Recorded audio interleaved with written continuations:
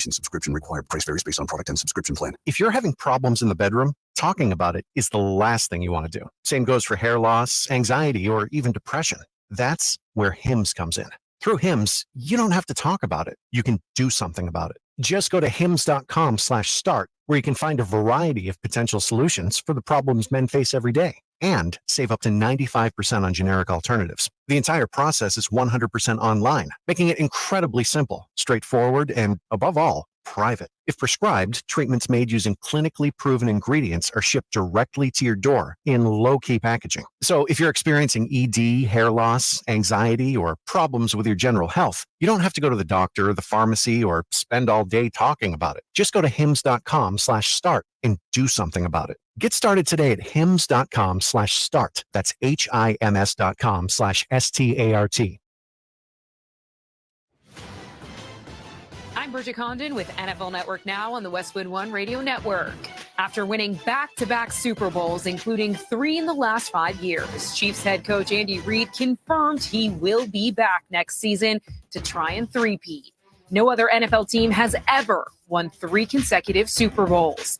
Patrick Mahomes celebrated his 3rd Super Bowl win, joining Tom Brady and Joe Montana as the only players with 2 or more NFL MVP awards and 3 or more Super Bowls. Mahomes was asked about the team's dynasty status at his Super Bowl MVP press conference on Monday. I mean, all you can do is come back next year with a fresh mindset, knowing it's going to be even harder. And we got to continue to play our best football. We'll celebrate these next few weeks, and then we'll get right back at it. The Chiefs will hold their Super Bowl parade Wednesday, the streets of downtown Kansas City, which you can watch live on NFL Network starting at 12 p.m. Eastern. This has been NFL Network Now on the Westwood One Radio Network. Wesley Financial Group is not a law firm. This story is called The Ugly Truth About Timeshare. If you think you've done your family a favor by buying a timeshare, you need my help. Hello, I'm Chuck McDowell, founder of Wesley Financial Group. 10 years ago, I started helping folks cancel their timeshare. And in the process, started what's now called the timeshare cancellation industry. The ugly truth is when you buy a timeshare, you can't tell me how much it's going to cost or when it's going to end. I recently helped a couple that had their maintenance fees go from $800 to $3,200 a year. They also received a $4,000 assessment for a hurricane that was over 1,000 miles away. Sound crazy? The crazy thing is this never ends. Call my office now. If we take you as a client, I guarantee we'll cancel your timeshare or you'll pay nothing. Call for your free information kit. Call 800-462-3333. That's 800-462-3333. 800-462-3333. Tickets for less. Best seats, best prices, no service fees. Shop ticketsforless.com. KOZN Bellevue, Omaha, Council Bluffs. This is 1620 The Zone. Crossover is crossover dribble. Sing for the crossover. Kyrie Irving, crossover in the lane. One of the most famous crossovers of all time. Behind the back, an ankle breaker on Chris Paul. Crossover. Double crossover. The crossover continues to evolve. Crossover powered by Everlevel Concrete Repair in Omaha at everlevelconcrete.com. You know, we heard a Mac commercial of Everlevel. Really? Yeah. Mac's in there? Yeah, Mac's in there. And so we've got KP. We've got an idea that, you know, Mac and Fred are friends. Why not have a basketball game on like a driveway with KP announcing it? So didn't they do that for the Rooferees? Yes. And like Miles showed up? Yes, Tim Miles was, yeah. There's something in there. You can do, and it'd be a very smooth driveway. Yeah, you'd have to show the ball bouncing straight up back to your hand. Yep. See what? Non-contact injuries. There's no cracks. There's nothing to make your basketball game go wrong on the driveway. I feel like this is a no-brainer, really. Yeah. If this hasn't already been in the works, and I don't know what you guys are up to. Hey, if you need a guy to come out and help be an extra in the commercial, I'd be happy to. Yeah. A little play-by-play. Yeah, we could all or we could just be like the neighborhood fans. Show up too. I'll hold a sign. I'll hold a sign that says like Caitlin Clark effect or something like that. Yeah. So how was your airing of grievances yesterday? It was good. It was good. Was it more Lisa Bluter? We got it's definitely more her. Okay. I don't really have that much of a problem with Caitlin other than her demeanor on the court. when things don't go her way. But she's always going like this. She's always got her palms up. But yeah, it's mostly the coach and how she's just mad at everything all the time. But yeah, we got that out. Good. We're done with it. And now we move on to pitchers and catchers reporting. Oh yeah. And a lot of springtime feel. What day do your guys show up? I have no idea actually. Friday. Mine Braves are 15th. So it'd be Thursday. Yeah. What is Friday? The 17th? 16th? The Royals are scheduled to show tomorrow. Oh wow, or early. Yeah. Championship attitude. The Dodgers have apparently already reported before the weekend. You see Shohei? Awesome. Shohei BP stats. 21 pitches, 10 dongers. Mm-hmm. Yeah, he's very encouraged with his surgery. I think we got to start taking BP analytics here. Mm-hmm. It's pretty good for Shohei. That's all we have. Might be the greatest of all time. So you know how that all coincides. You can't say that rings. He don't have as many rings as another guy. Doesn't have the rings. Doesn't have the rings. Shut up, Brady. Doesn't have as many rings as Whitey Ford. Actually, no, I was wrong. I thought the 15th was Friday. Cleveland shows up on Thursday. Thursday is the 15th. Yeah. Because tomorrow, as we all know, because we're all men, yes. Valentine's Day. Yep. And can't stop that day from coming. Look at us, by the way, all wearing our blue hoodies today. Our bluest, our navy blue hoodies. Look at that. Very good. What are we doing it for, guys? Do we know? Pitchers and catchers report. Yeah, that's. Didn't you know that's the color? If you're not wearing that, you wear a dark blue ribbon today. Too. We've got the footballs over blues. That's right. That's exactly right. And the Chicago Bears are on the clock. Yeah, they are. It's going to be Caleb. Sounds like. I do think it will be. They're just gonna. They got to figure out something to do with Fields, whether he likes it or not. Yeah, you're gonna be a Bear, man. Oh, don't listen to him. He's all bluster. Don't listen to Colin Cowherd. Definitely don't listen to him. That's great take. Yeah, Colin Cowherd is like, well, what I'm hearing is, oh come on, you're gonna be the first pick of the draft. You go to a historic franchise in a major market. You're gonna be all right.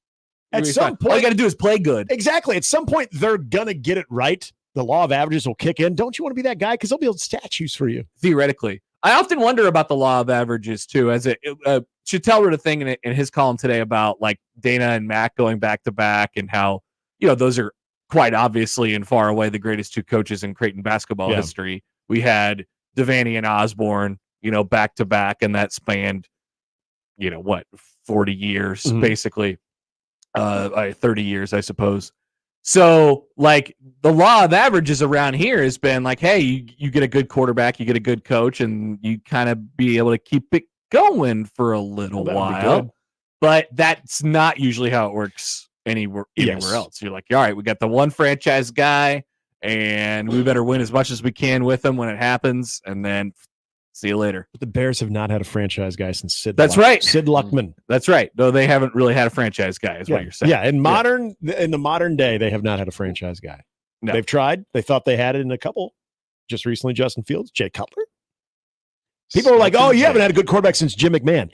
I love the punky QB, but he wasn't like a franchise guy. It was basically like a slightly better, more risk-taking Trent Dilfer. Yeah.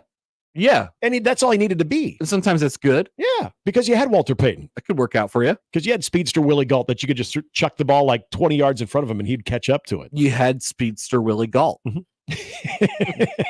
Everyone was saying that. You had Speedster Willie Galt and Dennis McKinnon and Matt Suey and a defense that was really good. Matsui? You guys had Matsui? Not Matsui. But Hideki Matsui? We had Matt Suey. Man, you guys remember Hideki Matsui? You know what? I'm surprised that people don't confuse it. Like, wait a minute. When you say people bring a Matsui, like, wait, what? Hideki Matsui was awesome. You had Hideki Matsui at fullback? What's Hideki Matsui doing today? I wonder. He's 49. He's only 49. He's only 49. He could probably still get off some bombs. His face looked 49 even when he was in his 20s. I know. 30s, though, too. 175 dingers. Yep. Hideki Matsui did a year with the Rays in 2000. Didn't know that. Yeah, did not know that. Played 34 games for the Tampa Bay Rays in 2012. Had no idea. Yeah, so man, he had like the first 3 years of his career, and then it was like, oh well, he's just hurt the rest of the time. Yep. Man, a couple good years later on. It was a big thing. He was a big thing. I thought I saw him in made an appearance somewhere. Hideki Matsui? Yeah. Yes. He made an appearance somewhere, and for the life of me, I don't know. Like maybe was he in like a pro-am? Did he golf at a charity thing? I don't know. What is it about old Yankees where they have to spend a year with the Tampa Bay Rays? That's true. Exactly. That's because they're probably retiring there. Well, that's the New York retirement plan, right? Yeah. Everybody goes down to. It's like, hey, why don't you stop by Tampa? Let's go down to Boca. See if we can straighten you out for Oakland. I don't remember him being in Oakland. I said Boca. Well, no. Oh yeah, he did play for the A's for 1 year. I don't remember that. Yeah. I remember him with the Angels. Yep. Yeah, he did the American League round tripper after his first few years with the Yankees. Yeah. Matsui. All right, we don't have to talk about Hideki Matsui anymore. Matsui. I don't know what fullback your former Chicago Bear Matsui's doing. Matsui. Matsui. Matsui. I don't know why. I've never even thought of like, oh yeah, that could be confusing. Smartest thing I heard all day. So remember we were wondering why Creighton was opening up in Maryland. Yes. Oh yeah, you talked to Ed. Yeah, we talked to Ed, so we asked him. Well, okay, what he said. It's actually a really good answer. And this morning I even looked at the forecast to see what it was going to be in Baltimore, and it's like basically like here, 45 or 50. Looks like the nor'easter will not impact them. Can I make a guess? Like, because I did not hear this, and we're talking to Ed. We're talking to Ed tomorrow, right? You're correct. And you can ask him here's again. Another thing. We're going to ask him again. Why are you going to Baltimore? Yeah. But I figure it's just because, like, hey, we can get used to kind of what it's going to be like around here. Coach. So that's it. Yep. That's Nailed the story. He said basically this is what we expect to have in March when we're playing games here in Omaha. I'm like, oh. Well, then, okay. Has anybody ever thought about opening in Omaha? Yeah. Yeah, it's a little dicey. Well, it's a little dicey in Baltimore too. I know that's true. I'm assuming we're going to really press them on this tomorrow. Didn't we? I thought we investigated this. They have a turf field, right? He wanted the ball third. Yes. Okay. He wanted the ball third. Yes.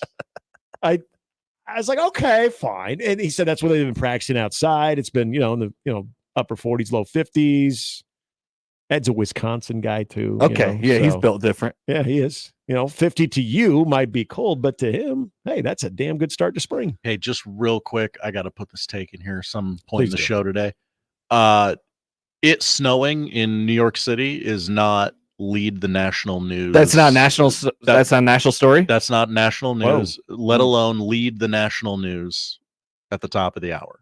I don't care that it's snowing in New York City. It does not affect me in any way, shape, or form. A lot of people live in New York. Yeah. Josh. And they can't do anything today. You want to talk about law of averages? Average, 1 out of however many people live in New York. The Zooms went down. They can't get on Zoom? They can't do remote learning in New York City. Gosh, Zoom got overwhelmed. The Zoom lines. I do really enjoy when I'm the Zoom technology got overwhelmed. When I'm on the plane and they will give you like the TV app that they have on the Southwest flights, and it's like the New York affiliates of all the local stations. I always watch unless there's a sporting event going on or something like that. You watch their ABC or CBS yes, affiliate? I will watch local NBC4 or whatever it is. I will. What do you think? Pretty good? Hey, yeah, absolutely. Best of the best? It's the best of the best. Yeah. Top just story. like Francesa, and that dog. Those are only the best of the best. That's all. That's Please tell me they have anchors that are like that though too.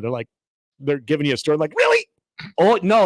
What was that knucklehead thinking? What are you doing, jaywalking over there and causing an accident? It's old school. It's old school. So it's like news. two men anchors.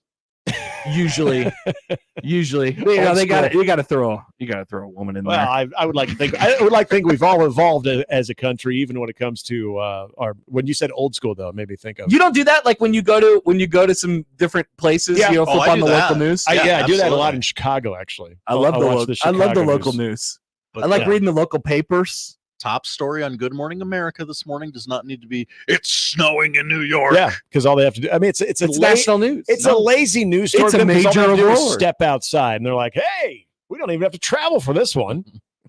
We don't have to go to our ABC affiliate in Omaha. I don't know. I think it's pretty important, Josh. I think it's pretty important that we here in Omaha know that it is snowing in New York. Does it make it more important that it's actually it's categorized as a nor'easter? If it wasn't a nor'easter and just a regular, like, hey, little snowstorm, it's like nice that you could tag that. Yeah, if you can say, well, we do have a nor'easter. It's nice because you have to pretend that you know what a nor'easter is. That's like, well, that didn't sound good. It's I believe it's just precipitation in the northeast. In the northeast, but it's a nor'easter.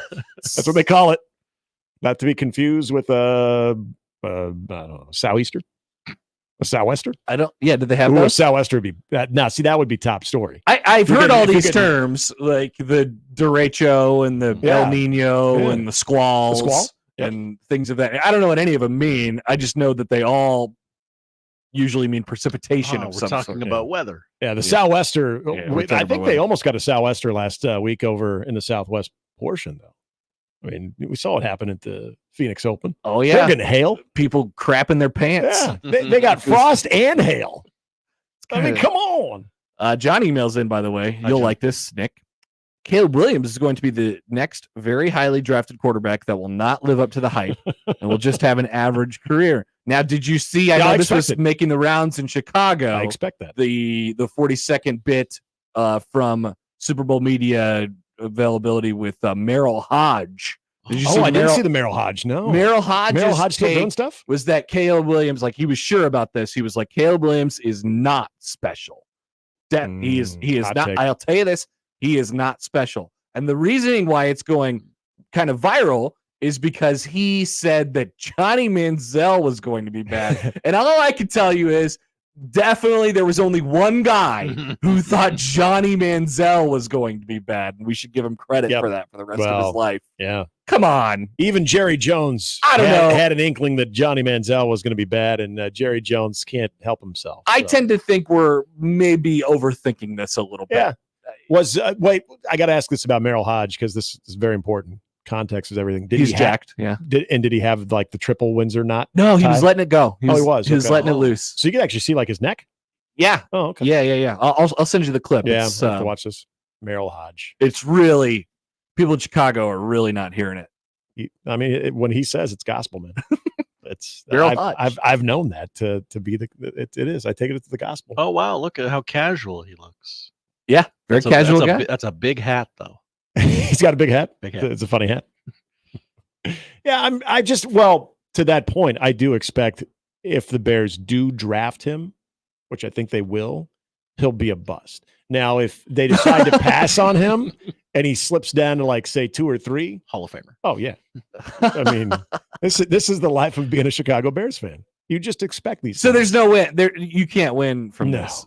No. Even though you have all of the tools Yep. to win. Yep. You have the guy who's gonna, get some draft picks back. Uh-huh. You could trade this pick. Yeah, I like a lot of the You could take what some the draft capital that Chicago has. Great. You could take the guy that some people think is a generational quote unquote quarterback. Uh-huh. All of those options, and you think none of them will work, or you think the one that they will do specifically will not work. Yes. That's what you're saying. Yes, because if Gotcha. the Bears are making the call, it's in the DNA. Just Make pain. a They just right can't call. have it right. Yeah, there you go. Just pain. Like they could like draft. Good to know you have good high expectations. And I shouldn't. Well, I mean, I don't have high expectations. You have on incredibly this, low expectations. but yeah. I should never be like hopeful. But I guarantee you guys, when we get to late April, I'll start getting all giddy about it. I'm like, maybe this is the year. Me and everybody I admit, else. I think he's a cornerstone blue chipper guy. I admit when they selected liking what I'm Justin hearing right now. Fields, I was so excited because I remember watching Justin Fields in that Nebraska game You should have been 2 years before, Yeah. and I said, "Oh my God, if the Bears could somehow get this dude, I'd be so happy." And they did. And now we're talking about, he's going to be traded.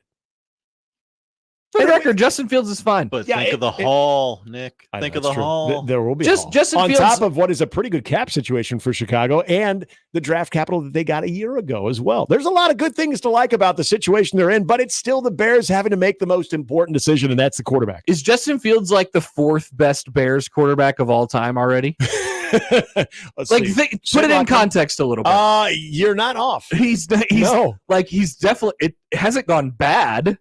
It hasn't gone that poorly. No, and he was set up in like an absolute dumpster fire situation because Matt Nagy knew in the last-ditch effort to save his job, also Ryan Pace, the former GM, they knew, well, if we're going to try to save our job, we got to let the kid play now. You got it. We have no protection whatsoever. He has nobody to throw to, but hey, you know what? At least the fans will be happy that we did it, and maybe it'll just possibly work, and we'll look like geniuses, and we can keep our job. Would you guys like to have some fun with numbers? Yeah, go ahead. Let's hear it. Justin Fields has the 10th most passing yards in Chicago Bears history. This is through 3 years. 3 years. Yeah, 3 years. And he was injured for like a handful of games this year. 12th most touchdown passes in Chicago Bears history with 40. It's a lot of touchdowns. This is so the depressing. 16th most game-winning drives in Chicago Bears history. 3. It's top 20. That's what I'm saying. Like, you don't want to run him out of town. He's one of your best you've ever had. I know. I mean, for the record, if they decided to stay the course with Justin Fields, this isn't like a Trubisky situation where, like, no, they've got to get rid of him. It feels like you're coming from the position of I will basically support whatever ends up happening. Because he's left you sort of with no inconclusive. with no guarantees that any of them will work. In fact, Right. You're talking about the exact opposite. Whichever one they pick will not work. Yeah. I mean, if they decide to ride with Justin Fields, then I know what's going to happen. Ultimately, you have to pick one. You have to do something. I know. And so that's really where the rub comes in. I just know it's going to happen. Justin Fields is going to catch on somewhere else. He's going to do great. He's going to be amazing. And they're like, why couldn't this happen to us? And then Caleb Williams won't even have his 5th-year option exercised. Like, I think it's time to move on from Caleb. Yeah. We tried, guys. Time to draft Chicago, Dylon. we keep trying, yeah. And then, it'll be Dylon. He'll be the next one. Like his dad played in this division. That's true. He's got the pedigree. Yeah, he knows. Coached there. That's right. Yes. He worked under Harry Hested. I mean, it's almost kind of lining up that Dylan Raiola will be a Chicago Bear. I think so. Seems pretty likely. It honestly, if you put out the odds right now, which NFL team will Dylan Raiola take his first snap for? You know what? If he's Bears would probably be the favorite. If he's getting first round draft prospects already, that means he's done well at Nebraska. And then for a Chicago/Nebraska fan, like, oh my God, he's going to do it for Chicago too. So this would be the 25, 26. This would be the 27 draft or the 28 draft? Just enough time to shuffle Caleb Williams out because he didn't work out. I mean, it's almost too perfect, guys.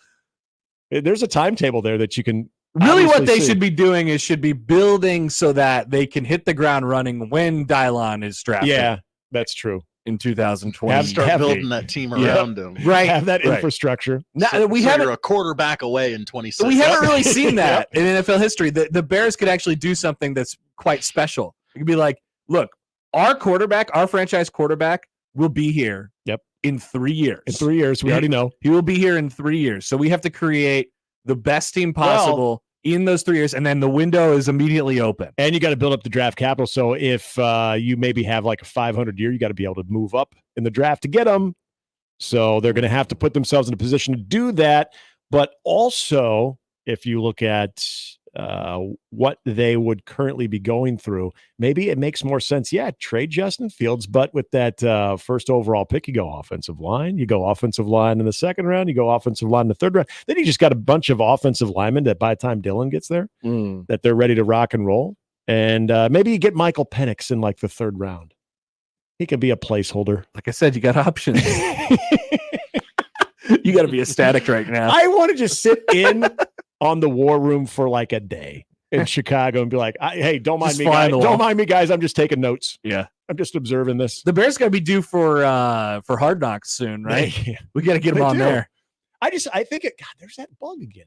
Where do these bugs keep coming from? That's a great question. It's flying. They almost look like the summer's here. Bugs. This is great. Summer's here. Get ready for the College World Series. It's the same damn bug. The Bears are the favorite to host Hard Knocks next year, by the way. Excellent. Hello. There are 4 teams that are due, whatever the criteria. I forget what the criteria is. It's the Bears, like Saints, eligible. Bears, Saints, the football team, and the Jets, who just did it. Yeah, I would think. Make them ineligible? I think Robert Saleh would want to keep the cameras away. I didn't even see that. Did you see them drop their like, hey, we're getting new jerseys right when the Super Bowl ended? Yeah. I didn't even see that until this morning. Well, oh, really? Yeah. I don't think they were very confident in that. They're like, hey, we got to be relevant on Super Bowl Sunday. We thought we would be, but we're not. So here we are. This is a good lesson for literally anything else. The Super Bowl was the most watched thing of all time. Yep. If you're quote unquote trying to be relevant at something that doesn't involve the Super Bowl, don't try. No. Wait till Monday. Exactly. That's really when it's the a bad offseason starts. look. Don't do anything else.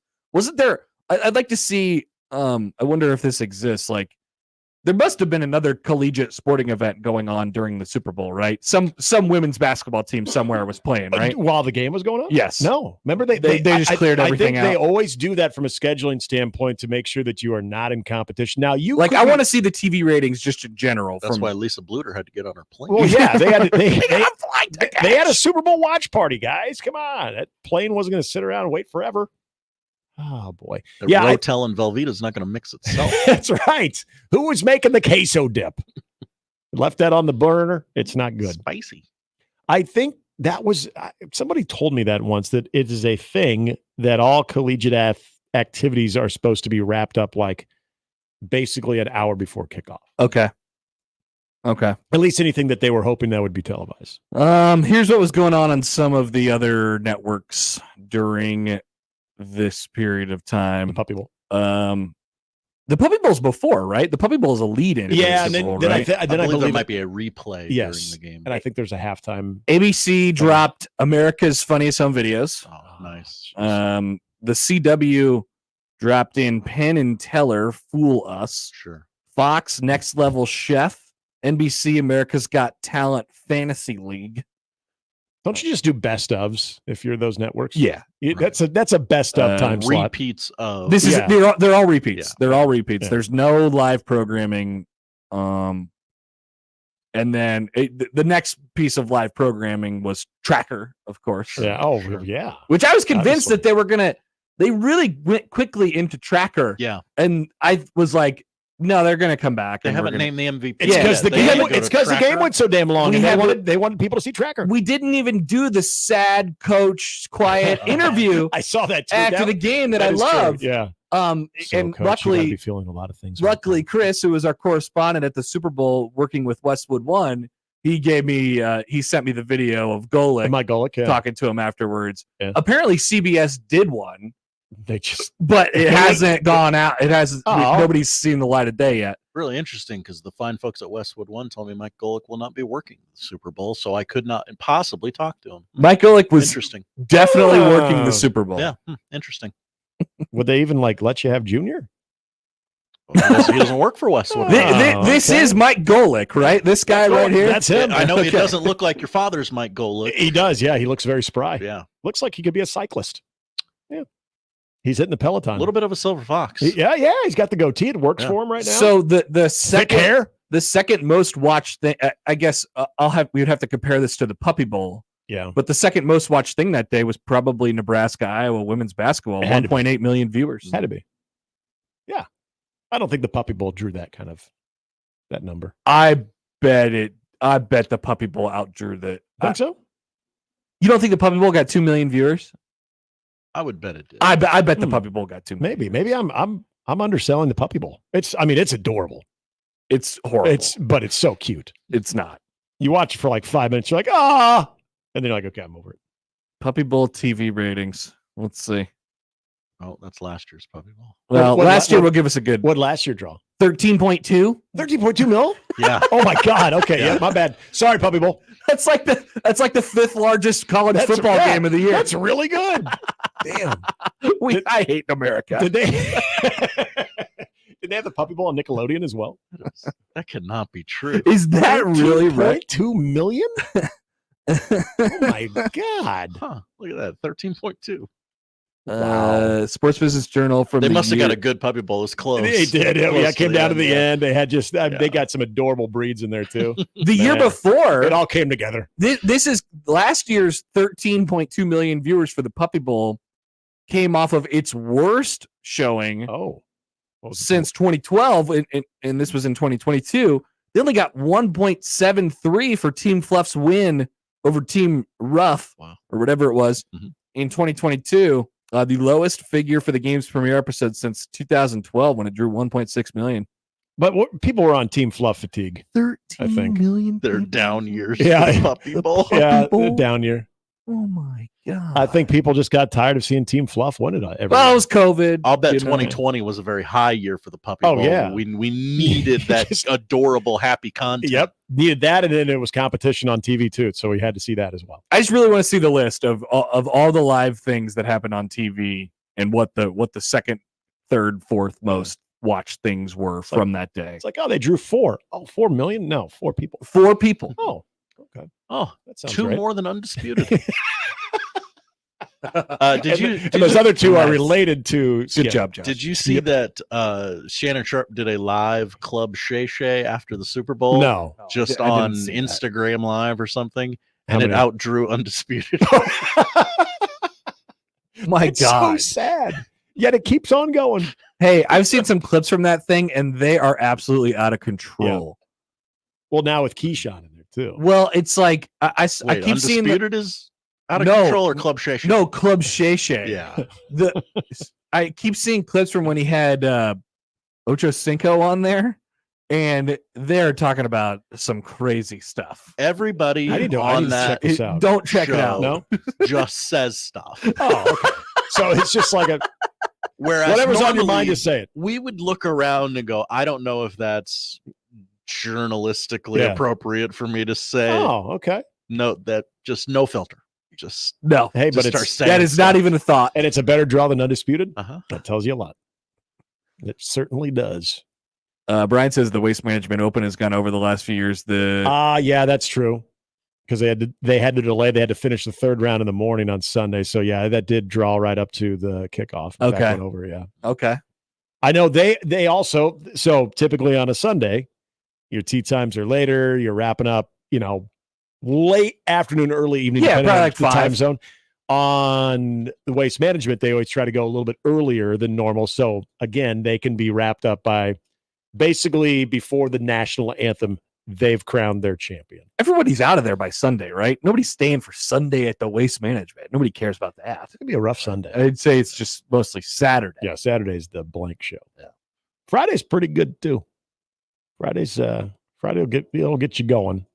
Yeah, Thursday and Sunday I would assume would be the most lean. And now you got to remember, lean to the Waste Management Open and compared to other PGA events is completely different.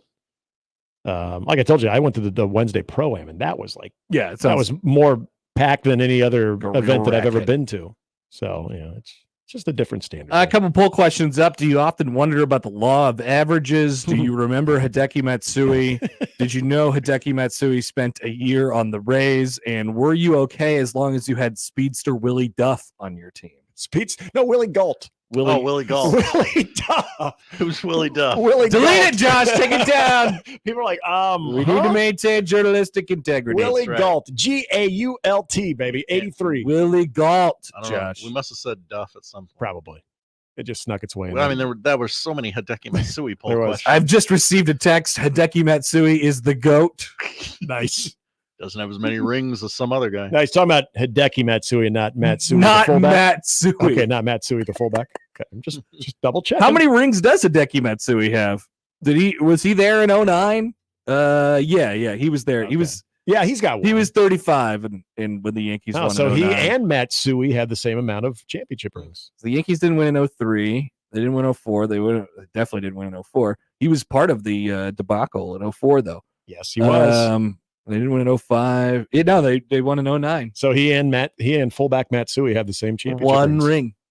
Matsui and Matsui. Someone's got to break the Matsui streak of just one. We just need another Matsui. We need either a Matsui or a something like John Matsui. John Matsui. Yeah, there's got to be like a Ryan Matsui. Oh, I'm sure. Maybe a Caleb. Don't worry. We'll get there. Definitely a Caleb. That's for sure. All right, Nick. Well, enjoy the rest of your afternoon. Yeah, you as well. That is Nick Hanley, and that's the crossover powered by Everlevel Concrete Repair in Omaha at everlevelconcrete.com. It's Tuesday. We'll start things off next. That's the crossover. The Connor Happer Show is next on 1620 The Zone. Previously on Unsportsmanlike Conduct.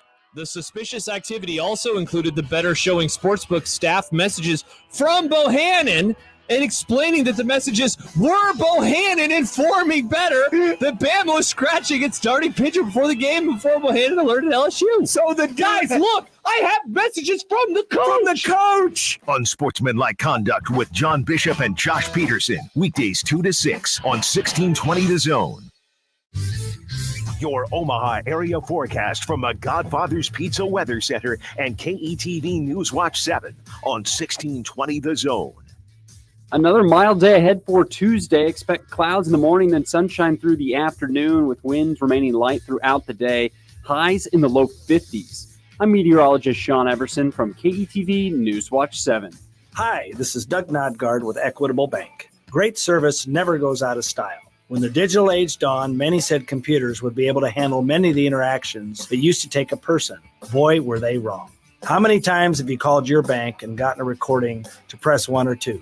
Not at Equitable. Not only does Equitable answer your call in the first ring, it's answered by a human being. That's because Equitable Bank values its customers. Equitable Bank, we take banking personally. Member FDIC. Wake up. Breakfast. And Nature Made vitamins. Whatever your morning sounds like, Nature Made fits right in. Whether you're looking for vitamin C or a multivitamin to get key nutrients, we've got you covered. Now that's a good morning. We take care of you so you can take on your day. Start your day with Nature Made, the #1 pharmacist-recommended vitamin and supplement brand.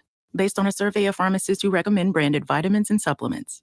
Jordan B. Peterson, We Who Wrestle with God Tour. If you say the truth and nothing else, you'll have an immense adventure as a consequence.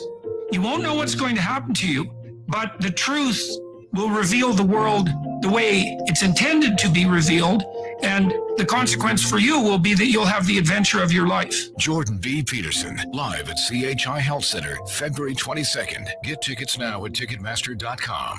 The Zone Hotline is powered by 42 Degrees. The Source. By your mom's house. Prescriptions require an online consultation with a healthcare provider who will determine if appropriate. Restrictions apply. See website for details and important safety information. Subscription required. Price varies based on product and subscription plan. If you're having problems in the bedroom, talking about it is the last thing you want to do. Same goes for hair loss, anxiety, or even depression. That's where HIMS comes in. Through HIMS, you don't have to talk about it. You can do something about it. Just go to hims.com/start, where you can find a variety of potential solutions for the problems men face every day and save up to 95% on generic alternatives. The entire process is 100% online, making it incredibly simple, straightforward, and above all, private. If prescribed, treatments made using clinically proven ingredients are shipped directly to your door in low-key packaging. So if you're experiencing ED, hair loss, anxiety, or problems with your general health, you don't have to go to the doctor or the pharmacy or spend all day talking about it. Just go to hims.com/start and do something about it. Get started today at hims.com/start. That's HIMS.com/START. Omaha native Frankie Fiddler is top 20 in the NCAA Division I scoring and leading the Omaha Maverick men's basketball team in a run for the conference title. The Maverick men are at home against South Dakota on Thursday and South Dakota State on Saturday. And Maverick hockey only has 4 regular season home games left on February 23rd and 24th when they take on Colorado College in a top 20 matchup. Let's pack the Baxter. Get your tickets now. Call the box office at 402-554-MAVS or omavs.com/tigs. It's the Connor Happer Show. Are we sure we want to do this? Could you, make an announcement that we're ready? It's the Connor Happer Show on 1620 The Zone. All right, good morning and welcome in. Happy Tuesday. It's the Connor Happer Show. You're on 1620 The Zone and on 1620thezone.com. Connor Happer and Josh Hodson with you. Good morning. Good morning, everybody. We have reached day 2 of the NFL offseason, which means they are now replaying J.J. Watt's analysis. Oh, no, they're just making fun of J.J. Watt on Good Morning Football. That's good. That's good. Needs to be done. Josh, we didn't even get you the chance to really comment on this yesterday, so I could open the floor to you. J.J. Watt characteristically did a tweet last night or yesterday about, hey, if you're ever thinking about changing your hairstyle or doing something different and think people won't notice, they will. Classic J.J. Watt tweet, relatable, funny. Don't we just love JJ? He just gets it, doesn't he? Don't we just love JJ? And yeah, so he had all that whole thing, but I thought he looked like Pepper from Dodgeball.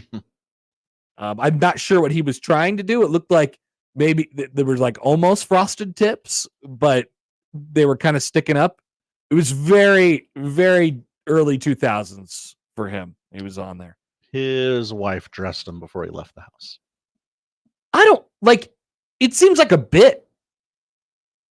You think he's doing a bit? You yeah, think he? Yeah, would, I think he's doing a bit. Well, I mean, it doesn't. It makes sense that he would not understand the severity of the Super Bowl, having never played in it.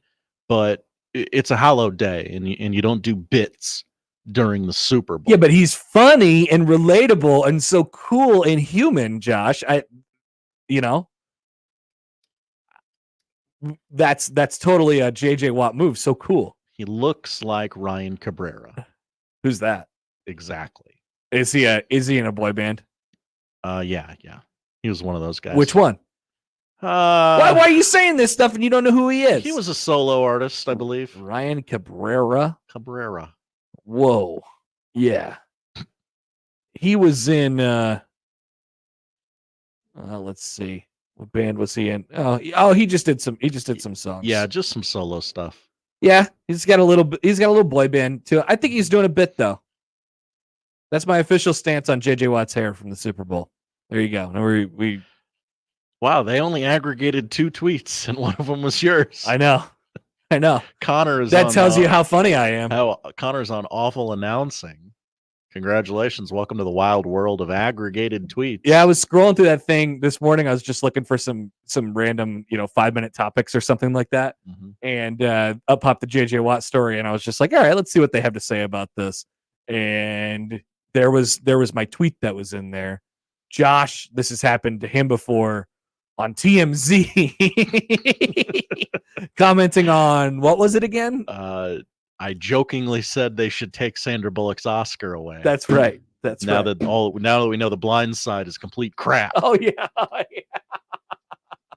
That was good. That was good for your brand, I think. It was. Really helped out. All right, welcome to the show. Happy Tuesday. Today, we will recap what we saw over the weekend with Allan Bell coming up here in just a little bit. Actually, a little under an hour, 11:30 with AB. Jacob Bigelow will join us at 1 o'clock. That is the lineup powered by the Rooferees at John Higgins Weather Guard. Want to hear from you guys in the show, 402-951-1620 and the 42 Degrees Source Hotline. You could also text it as well. Same number, 951-1620. You can tweet at Happer Show at Connor Happer on the JTech Construction Zone Twitter feed. We won't aggregate you. You can email Connor or Josh O at 1620thezone.com in the Equitable Bank inbox, where Colin sends in an email this morning. This Colin. is my guy Colin from White Plains. Since you are of White Plains, I feel like there should be a Mount Happer here in White Plains. Once the storm is over, I am happy to scout out prospects for you to choose from. And please remind Josh that Good Morning America and the Today Show are famously of New York, and thus the storm is relevant to those shows. Thanks, Colin. Imagine if Connor and Josh did a show that was only relevant to them and not the people consuming that show. Well, Josh, I mean, they are of New York, right? We are of Omaha. We do a show that is relevant to Omaha. We do. Right? I guess you're right there. Now they do a nationally broadcasted show, and I suppose we do too. But most of our listeners are here in Omaha, unless you're Colin from White Plains or somebody out in western Nebraska somewhere. Second email from Colin: Yankee fans still love Hideki Matsui. He was a 2009 World Series MVP and had 6 RBIs in the game-deciding Game 6. Please put some respect on Hideki Matsui. I feel like we did. We put a lot of respect on Hideki Matsui. I love Hideki Matsui. I'm glad we've got to talk about him so much during today's show already. And I would anticipate more because he's a burning hot topic of the day. 3+ hours to go. You could also comment in on our YouTube at 1620 The Zone TV and watch along conveniently on our website, 1620thezone.com. All right. Other things that we want to get to today. So we didn't build all the way to the Mahomes legacy question yesterday. We'll do so today. I have some questions on how people are sort of talking about Mahomes today and as we go forward. By the way, let's get this out of the way first. I think you could, if you've been listening to the show, you could probably feel that we were headed this way. I have absolutely no problem putting Mahomes in the same in the same conversation as Tom Brady right now. None at all. As Bomani Jones said, We have eyes. We will discuss why people, we will investigate almost why people are being hesitant on this topic as we go on throughout the show today. Creighton basketball tonight at home. Ladies and gentlemen, I present to you the America's greatest sporting spectacle, Dollar Beer Night in Omaha. Here we are. Woo! We finally made it back. What a special occasion. Lavin going to be here? Ed Cooley's back in town. Lavin's coaching. He's doing something. I don't know if doesn't mean he's he won't be here. That's true. Creighton gets to destroy Georgetown tonight, and you get to drink 10 beers for $10. And then go out to the streets of Omaha and get beads. However it is, one gets beads. That's exactly right. Happy Fat Tuesday as well. A couple other Creighton things we'll throw in there on the show. CBS is here to tell us how many people watched their Super Bowl broadcast. Turns out it was the entire world. It was a lot of them. I have located the very first real life win total available to gamble upon on the FanDuel Sportsbook for Nebraska football 2024. Welcome to the offseason. Welcome to the college football offseason. We will reveal that and discuss it a bit later on in the show. Glenn Thomas will flash back to him from yesterday. I have a couple observations from that. And whatever else we may run into on today's show. Once again, we'd love it if we heard from you guys a little bit. We'll talk to AB at the bottom of the 11 o'clock hour, Jacob Bigelow at 1. We'll come back and fire things up next on 1620 The Zone. Now live on Twitch, YouTube, and 1620thezone.com. Is your concrete cracked or uneven? Hey everyone, Coach Greg McDermott here to explain why you should choose Everlevel Concrete Repair. Many people think they need to replace broken concrete, but repairing it provides durable protection and comes at a fraction of the cost. Everlevel provides permanent repair solutions to fix your concrete and protect it against future damage, and it all comes with a long-term transferable warranty. They offer free inspections to walk you through the entire process. Call Everlevel Concrete Repair today. Basketball fans, do you want to catch a top 10 matchup at CHI Arena for free? Sign up now for a chance to win tickets to see Creighton take on either UConn or Marquette. All you got to do is go to ticketsforless.com/contest for a shot at tickets to the epic UConn or Marquette matchup.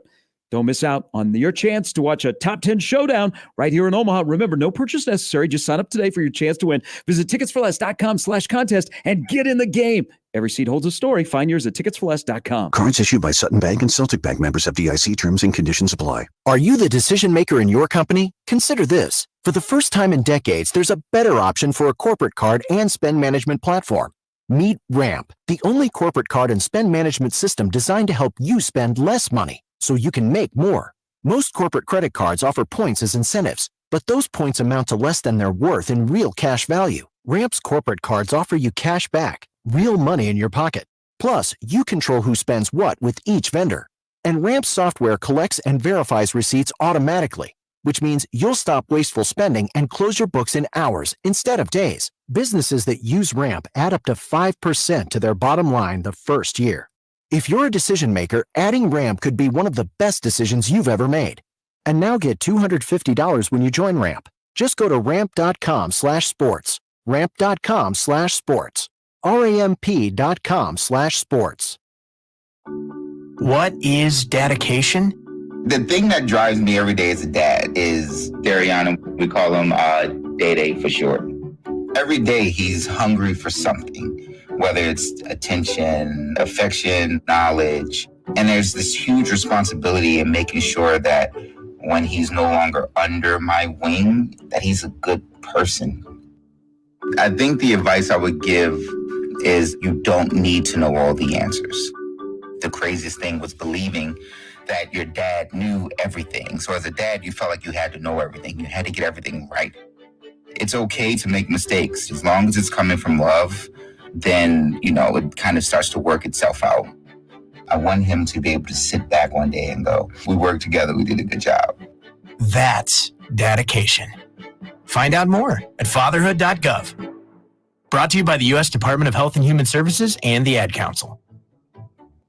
Gary Sharp of Sharp and Hanley in the Morning is on location at Saul's Jewelry and Loan at 72nd and Center today from 11 to 1. Valentine's Day is coming up, and Saul's has great gifts. See you later today at Saul's on 1620 The Zone.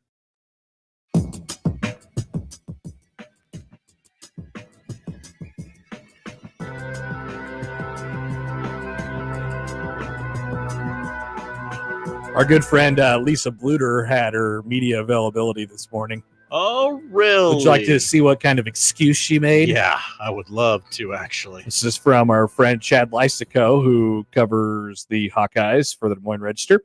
Chad was in town over the weekend. Oh, wow. It follows the traveling road show that is Iowa women's basketball. So he wasn't commenting on the game from afar. He was commenting like on the others. game from a close. Okay, interesting technique. Per Lisa Bluter, Molly Davis practiced Monday for the first time in a week and looked like herself, and even stayed late to get up extra shots.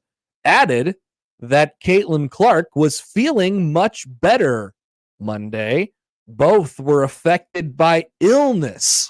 Oh, really? Sunday at Nebraska. Really? Now, Molly Davis, that's been a documented thing. She's been out for a couple games. She played very, very she played for just a couple minutes on Sunday. Caitlin Clark is sick. Caitlin Clark was sick. That's why she was sick in between the third and fourth quarters. And then people, people in the comments are like, "Oh, okay, you could definitely see that. Yeah, she was for sure sick. She was definitely sick." I thinking back now, watching that game, go Hawks, by the way, I definitely knew that Caitlin Clark was sick, and I could tell. This is really all connecting now. Might as well just erase the loss. A healthy person would have dropped 40, but she was sick, so she only dropped 31. 31 in 3 quarters. Yeah. Mm-hmm. So average that out. I don't know. What does that do for the fourth quarter? I'm not exactly sure. If you can't tell, I'm just going to keep I'm going to keep bringing this up a lot because I happen to like it quite a bit. It was a good time for me on Sunday. It was a good time for all of Husker Nation. They did a cinematic recap. Interesting. They got their 6-minute cinematic recap. We had Matt Coatney dropping in the Storm That Puppy. Just that the Nebraska thing, Yeah, I guess that is. just we storm courts. Storm that puppy. We storm courts at Nebraska. Okay, yeah. If anything else even at all comes up from that game, I'm definitely going to bring it up. Let's talk about Mahomes for a little bit. Let's. So I got some questions. We'll get to the basketball tonight, of course, as well.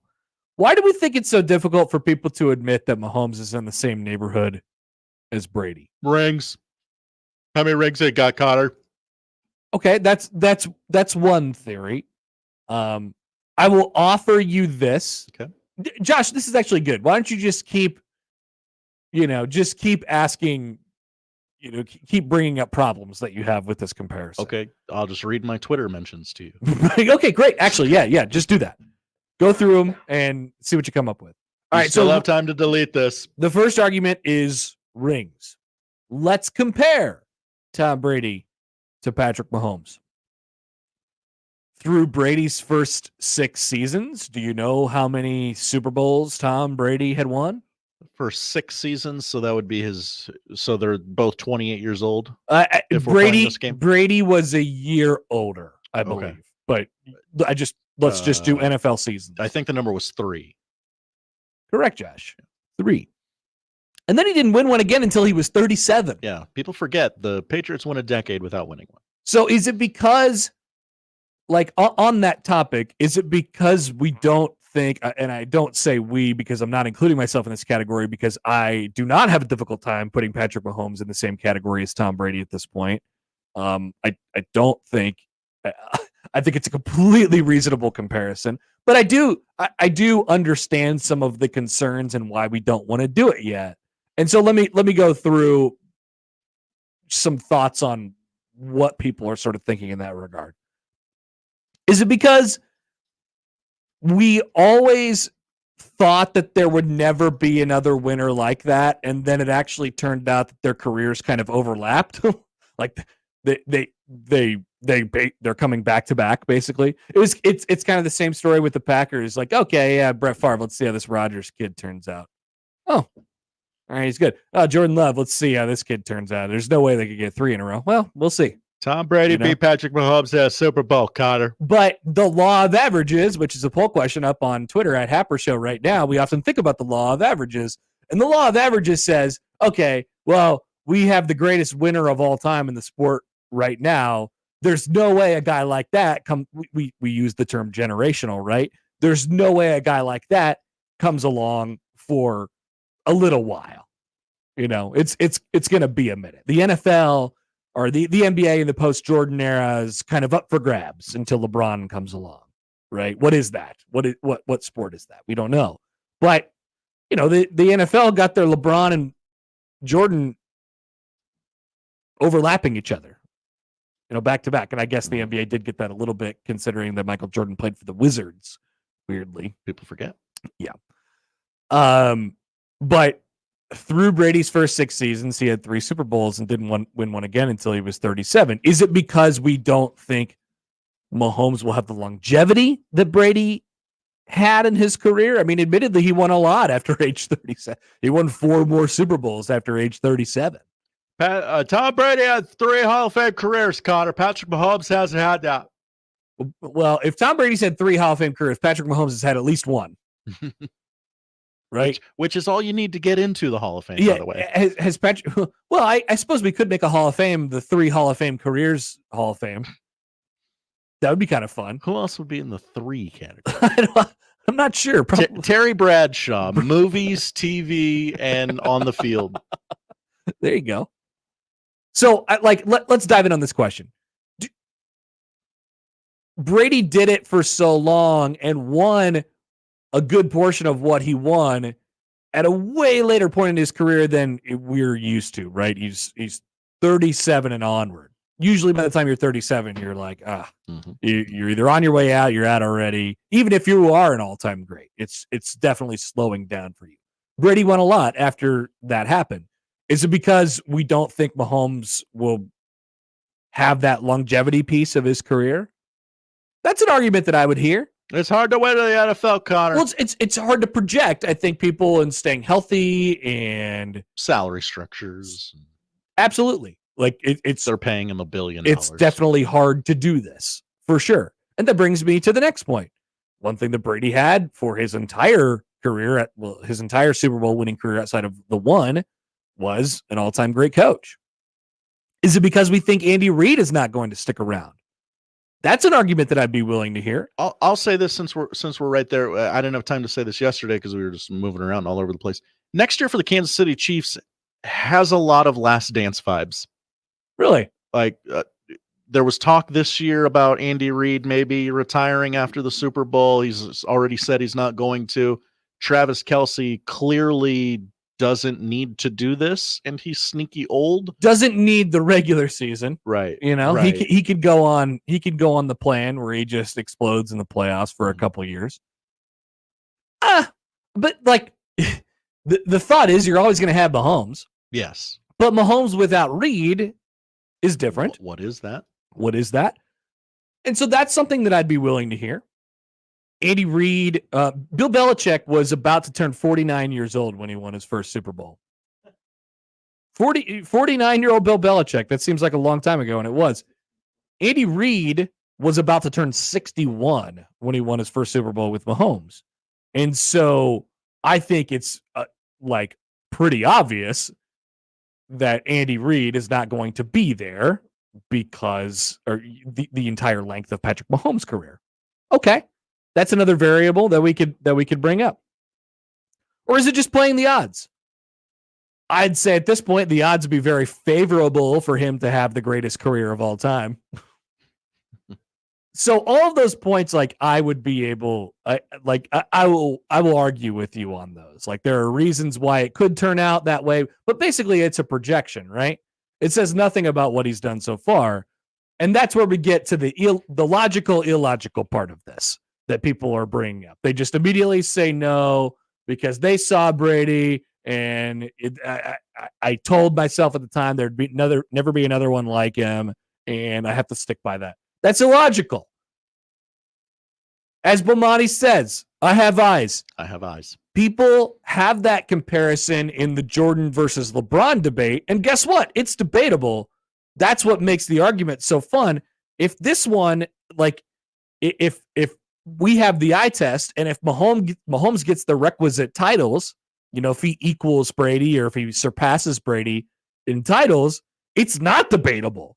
Mahomes is the greatest of all time. If that, it's not because he has the eye test in that situation. We make fun of the Chiefs a lot on this show, just kind of playing the foible for them. But Patrick Mahomes is significantly more fun to watch than Tom Brady ever was. Yeah, but they're both the comparison part of them at this point is that they have both gained this now mystique. Romo talked a little bit about it during the game. This like, we have to do everything there's nothing terribly explosive about this offense. There's nothing that I'm really scared of about this offense, unless you're like the Pats in 2007, which didn't win the Super Bowl.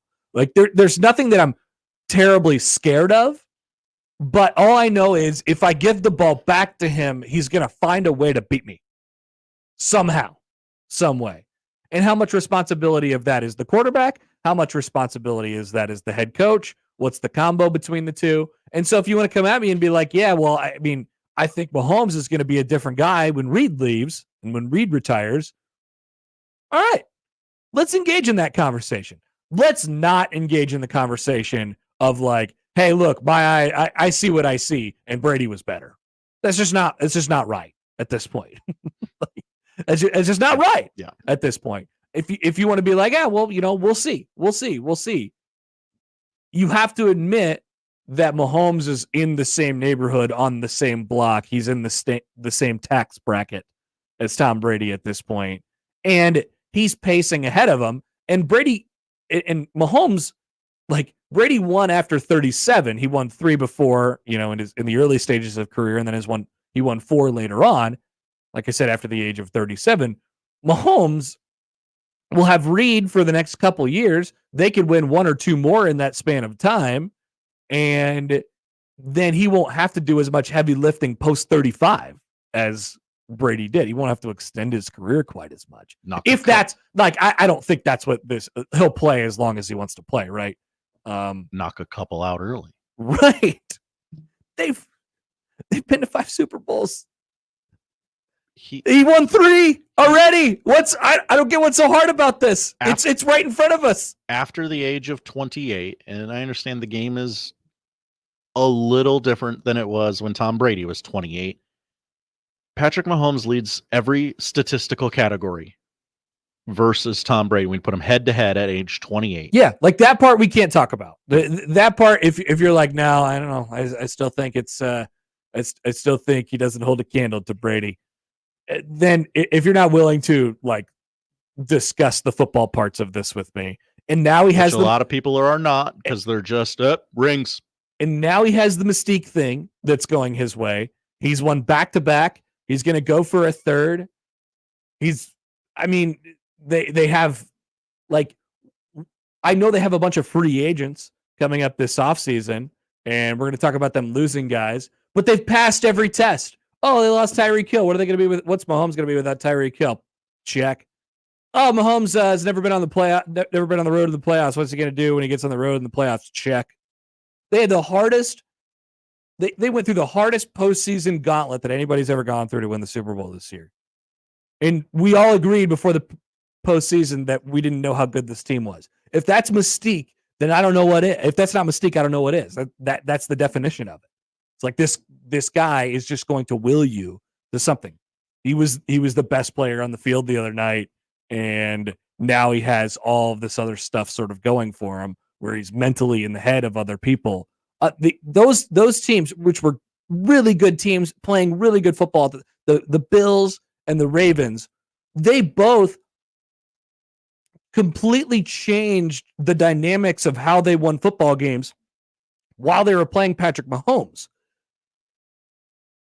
The Bills were like, here's what we're going to do. We're going to hold the ball the entire game. We're not going to let him touch it. The Ravens were like, the Ravens thought about it too much, and they were like, oh, we got to go out and get this. We got to throw the football downfield. We have to go outside of what we are. We have to do something extra to beat Patrick Mahomes today.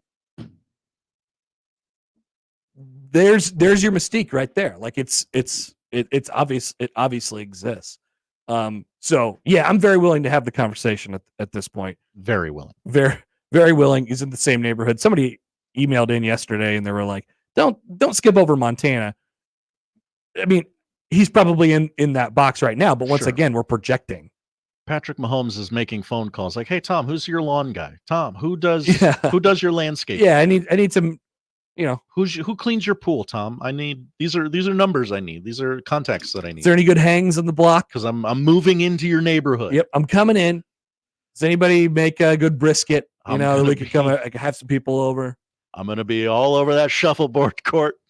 Oh yeah, pickleball, the whole thing. Tom Brady definitely said, "Hey, there's no rooms to rent here at Del Boca Vista. you can't get a room here." To the phones, 42 Degrees Source Hotline. It's Triggered Bob. Hi, Triggered Random Bob. How are you? I'm good, Hap. Good to talk to you. Give you a few thoughts about the game, then leave you with the question. First, everybody's saying it was a boring game. I honestly thought it was a fun game. It was a bit of a chess match. I mean, there were a lot of punts, yes, but it was fun. No, I have no complaints about the game at all. It got there. Yeah, I have no complaints. Yeah. It seemed like Shanahan was really aggressive in the beginning, and then kind of when it came down to it, he was like, "Oh, this is real now," and kind of lost his edge. But there was like a 4th and 1 maybe in overtime where Patrick Mahomes was back there, and I was like, "Well, I feel the opposite way I would feel if Nebraska had a 4th and 1, and we were, we had to get." I was like, "Yeah, there's no way they're not going to get it."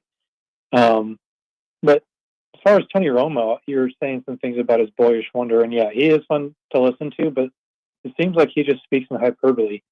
Like in the same quarter, he said, "The Chiefs are the best ever to ever swap balls at the line of scrimmage." Objectively not true. And he said, Kelsey is the best at using leverage. Literally not true. I mean, Tony Gonzalez was amazing. Antonio Gates. Anyway. And then his last thing was like, yeah, Patrick Mahomes and Travis Kelsey are the best to ever do. They're the best combo. I was like, oh boy, like Peyton Manning, Marvin Harrison. It's okay, list more, but yeah, he's a bit hyperbolic. Yeah, he gets real wrapped up in it for sure. Yeah, I'll leave you with this. I did gain some respect for Taylor when she slammed that beer. That was pretty cool. Segue in my question: what's more likely to happen next year? The Chiefs are in the Super Bowl, or Taylor and Travis are still together? Thanks, Hap. Let's go to our Taylor Swift and Travis Kelce correspondent, Josh Hodson. Look, it's a sham relationship, and Patrick Mahomes is in the GOAT conversation, so it's obviously the Chiefs winning again. 3 Super Bowls in a row is really difficult. Who's going to stop him? Josh Allen, finally. Somebody. It's Caleb Williams. He'll do it. He'll be the Chiefs. Aaron Rodgers in a triumphant return to football. Will do it. Nobody believed in him, Josh. Okay. Yep, it'll be him. That's for sure. I believe in that organization. Travis Kelce, Taylor Swift definitely will be engaged a year from now. I don't know. Definitely. I don't know. Somebody wrote on the board, I think it was Gary, engaged in 24. He Wrong. was singing, engaged in 24. He was singing Viva Las Vegas, and she liked it. She looked at him like, what have I gotten myself into? Oh, come on. That was, they were, they have the dynamic where they're like, this guy's kind of embarrassing, but I love him. And they were making out all over Vegas. All over. They're just making out all over. No respect for themselves. Too much PDA between those two. One quick thing on Romo and all the things that he was saying. At one point, he was like, he was commenting on the Mahomes had bobbled a snap. There was low snaps all night. A lot of low snaps. Well, he was like, this is very uncharacteristic for Creed Humphrey. If you watched any Chiefs games this year, I'm constantly watching Patrick Mahomes pick the ball up off the ground. Constantly. They have Creed Humphreys is a great center, but he can't snap the ball. Is he? He's really good. That's part of it, though. He's really good, but he can't snap the ball right. And Mahomes is always picking the ball up off the turf. And like they did, how many Chiefs games this year? 6 or 7? A lot. So for him to Chiefs be like, only played at noon twice this year. For him to be like, oh, this is very uncharacteristic of that great center, and then for it to happen like 8 more times during the game, that was perfect. That was so funny. I'm really glad we did that. He like tries to protect the game of football and say that everything is great. Everyone's the yeah, best. Yeah, the whole thing. He gets swept up in some things sometimes. I don't know, Gene. Tough call there, Gene. I don't know. I outright disagree with you. Just say it. How about him throwing in on the Juszczyk catch on the sideline there? The Dez caught it. Yes.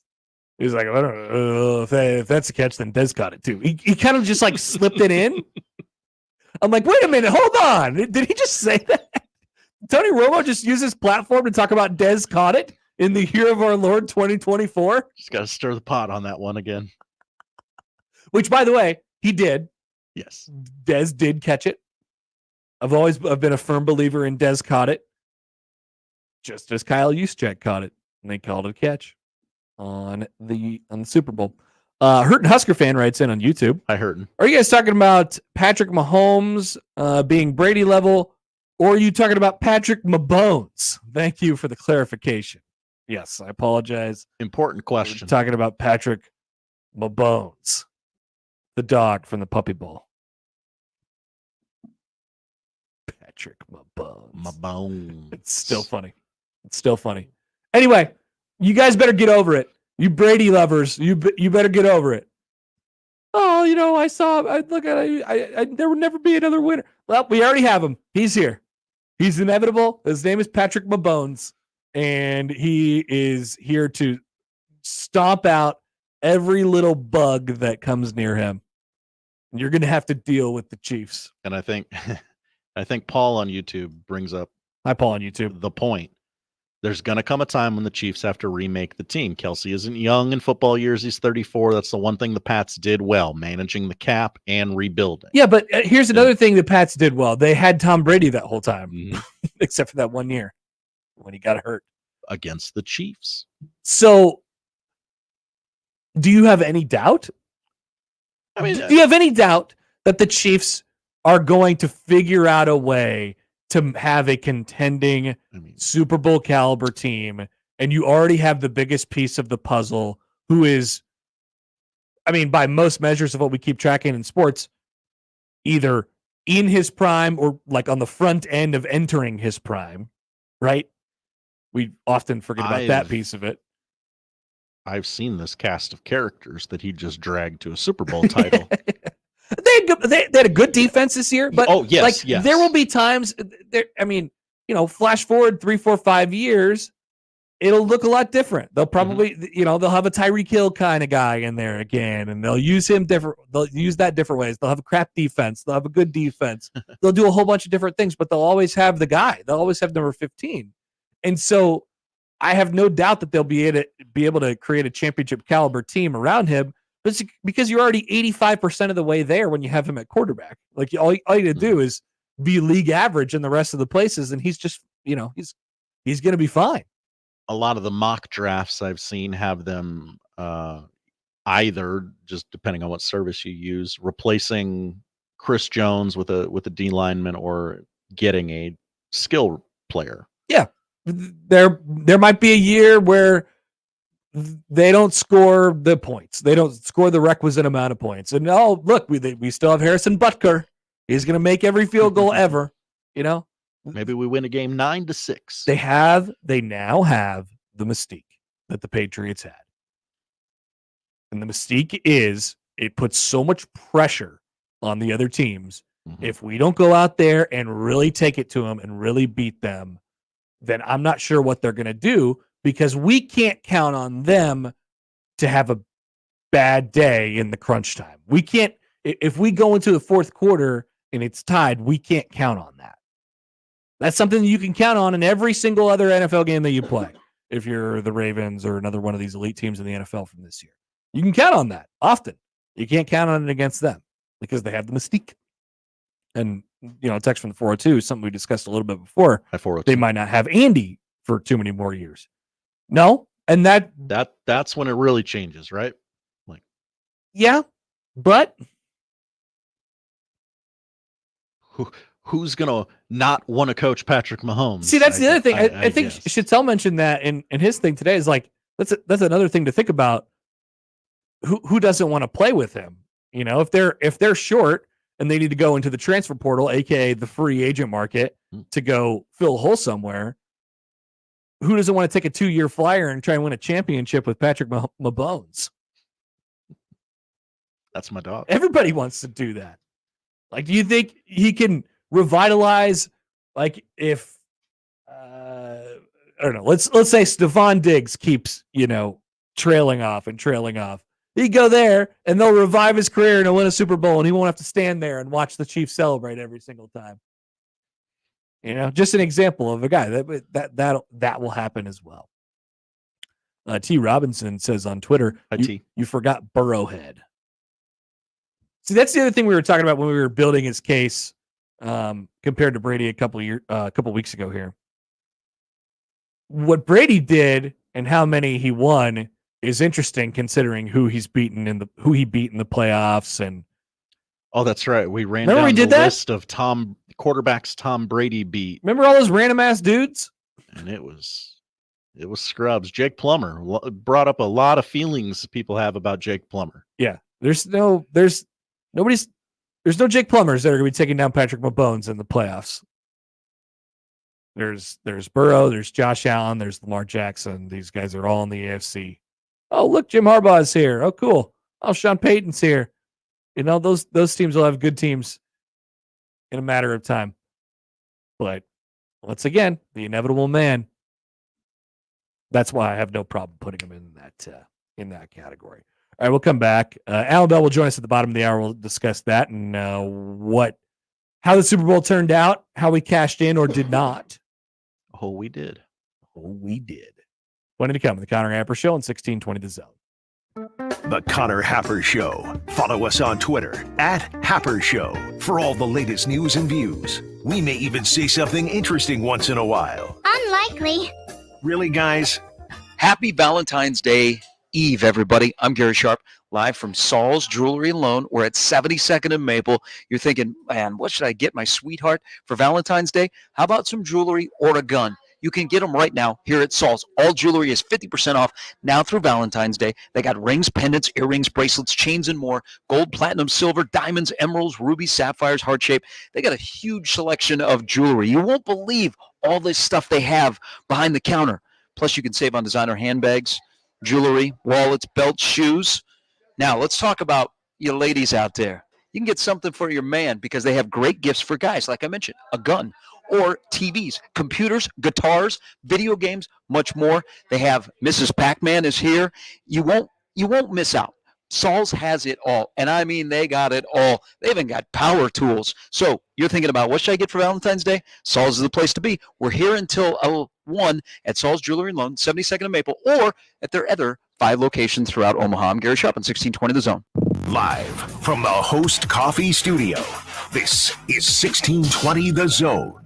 Start your engines. Joe's Indoor Karting in Council Bluffs is off the charts crazy. Joe's Karting is fast-paced, adrenaline-pumping, wheel-to-wheel racing action at over 40 miles per hour. The only speed restriction on these karts is how good you are. Joe's Karting is located just a couple of blocks north of Bass Pro Shop and directly east of AMC Theater in Council Bluffs, Iowa. Go watch a movie. Come race at Joe's. Planning a bachelor party, graduation party, or just a night out with friends? Go to Joe's. Remember, Joe's Karting is your place to race. Pizza's here. Oh, great. I'd love some, but I'm worried about my stomach issues. If you're worried about having diarrhea, gas, bloating, stomach pain, or loose, oily stools, it may not just be stomach issues. It could be a condition called exocrine pancreatic insufficiency, or EPI. With EPI, the pancreas doesn't release enough enzymes to break down food, but EPI is manageable. Use the symptom checker on identifyepi.com and talk to your doctor. That's identifyepi.com. Sponsored by AbbVie. J-Tech Construction, the official exterior experts of the Huskers, offers exterior solutions that help you protect your number one investment. Whether it's roofing and siding or windows and doors, they're committed to excellence, quality, and outstanding customer service in every step of the process. When it's time to protect the exterior of your home, your choice is simple. Turn to who the Huskers turn to, J-Tech Construction. Check them out online and schedule a free estimate today. J-Tech Construction, the official exterior experts of the Huskers. Don't miss this week's Zone Deal. This week's half-off deal is Cops. Receive 2 $25 gift vouchers for just $25. Cops makes delicious pizza, fresh salads, and tasty charred wings. For the basic menu, click copspizza.com. And for the extended menu, visit them at Shadow Lake Town Center, 180th and Center, and the newly reopened 72nd and Jones locations. Zone deals go fast. 9 a.m. Friday, 1620thezone.com. All right, son. Time to put out this campfire. Dad, we learned about this in school. Oh, did you now? Okay. What's first? Smokey Bear said to. First drown it with a bucket of water, then stir it with a shovel. Wow, you sound just like him. Then he said. If it's still warm, then do it again. Where can I learn all this? It's all on SmokeyBear.com with other wildfire prevention tips, because only you can prevent wildfires. Brought to you by the USDA Forest Service, your state forester, and the Ad Council. The world's largest sports book in Las Vegas is available right at your fingertips in Iowa. The Circa Sports Iowa app is sports betting the way it should be. Bet anywhere in Iowa and experience high betting limits, tight money line splits, and exceptional customer service. Download your new bookie today. Visit circasports.com and start betting like a pro from anywhere in Iowa. If you or someone you know may have a problem with gambling, call 1-800-238-7633. Tickets for less. Best seats, best prices, no service fees. Shop ticketsforless.com. KOZN Bellevue, Omaha, Council Bluffs. This is 1620 The Zone. Let's get back to the Connor Happer Show on 1620 The Zone. Yeah. You got to get that out there. Well, I went there to retweet the 5K giveaway that's going on right now at 1620thezone.com. Mm-hmm. And then I see myself looking at myself. We know that 1620 The Zone at 1620 The Zone on Twitter is a great place with many retweets. An excellent follow. An excellent follow. And now we're adding GIFs to the equation. And I've really appreciated, actually, legitimately, our live sports schedule that we're tweeting out weekly as well. Helps me keep things straight. It looks great. We it's are the easy home to digest. to many local basketball teams. Hard to keep track of where everybody's playing. That's exactly right. Sometimes you're taking a day at a time guy like myself, and you wonder where you're going to be tonight. I don't have to think about that anymore with my favorite Twitter account at 1620 The Zone. You should go follow it. Please do. Speaking of things that'll be airing on 1620 The Zone tonight, Dollar Beer Night in Omaha. Oh, man, what a time. A tradition unlike any other. A tradition unlike any other. A special occasion. Only happens once a year. You, as an Omahan or a Creighton fan, here's what you get to do tonight. You get to watch your favorite basketball team crush Ed Cooley in Georgetown. Politely, though, respectfully. Respect it. They watch. You get to watch it respectfully. All due respect. And Creighton gets to beat down Georgetown respectfully. And you get to absolutely delete 10 beers for $10. So what you do, the thing opens at 6. It goes right up until game time at 7:30. You hop in line right away. You might think the line is daunting. It's not. Goes real quick. Because you get to the front of the line, you double fist the beers, you get back in the back of the line, you drink those beers while you're in the line, and then you get more beers. Repeat. More beers, more beers, more beers, until you can't get any more beers. We ask you to do this, of course, responsibly. Load that Uber app on your phone before you get to the arena. That's exactly right. But they cost $1. And it's it's Omaha's greatest sporting spectacle. Can't get anything for $1. How many times do we say that on this show? I love how Creighton does this. Creighton has a couple events that you just mark on the calendar every year, and they're like polar opposite of each other. Very different. We have the Pink Out game and we have Dollar Beer Night, and it is like it's so Omaha. It's so perfect. It's like I mark it on my calendar every single year. When's Dollar Beer Night? When's the Pink Out game? And it's this great and it's all the same people, right? It's we're going into like fish fry season. You know what happens at the fish fries? We're all doing we're trying to not eat meat on Fridays. Oh, like it's great. We'll go eat all fish together and we'll hang out in the basement of a church or something like that. But we'll also drink 100 beers while we're doing this. It's very Omaha. It's a very Omaha thing to do. And so Creighton is 18.5-point favorites tonight, Josh? That is correct, yes. Anyway. I took it. Georgetown sucks. I respect Ed Cooley. He's doing his best. There will be a lot of respect in the house tonight. He will not get the reception that he got at Providence, I don't think. Now, correct me if I'm wrong on this, during the pregame festivities at Dollar Beer Night, there will be a screening of Divine Providence before the finals. No, I think we're just going to do Jay's live instead. Oh, okay. Yeah. Will you have the director of Divine Providence on the show? That guy who runs the DePaul Twitter account? Yeah. No. Okay. No. Well, we are having Coach Flan on tonight. Oh, okay. That's a great get. Coach Flan's going to drop by. I mean, last time when we had Coach Booth, she was talking about getting Dollar Beer Night at volleyball games. So I wonder if I can just egg on Coach Flan to get Dollar Beer Night at women's basketball games. They're hot right now. And then the next game we'll be talking to Ed Service. We're gonna make the rounds. Wow. For all the Creighton sports. It's a showcase of Creighton athletics. But no, I don't think the Divine Providence director will be in the house tonight. Okay. Sadly. Now, Josh, you'd love, as a Georgetown basketball fan, you'd love Georgetown to win this game because it would take care of your bet that you have on the board. It would. A lot of other games on the schedule. Yeah, but not a lot of wins. I don't need it tonight. You got to take advantage when you get the opportunity to. It's true. I don't think they're going to have the opportunity to tonight. I don't think so.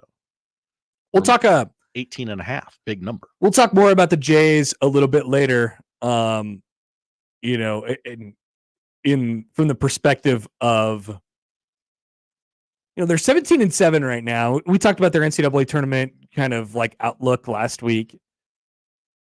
But I'm also looking at this and I'm like, wow, I kind of wish they were 19-5 right now, instead of 17-7. Those Butler and Providence games might end up hurting them.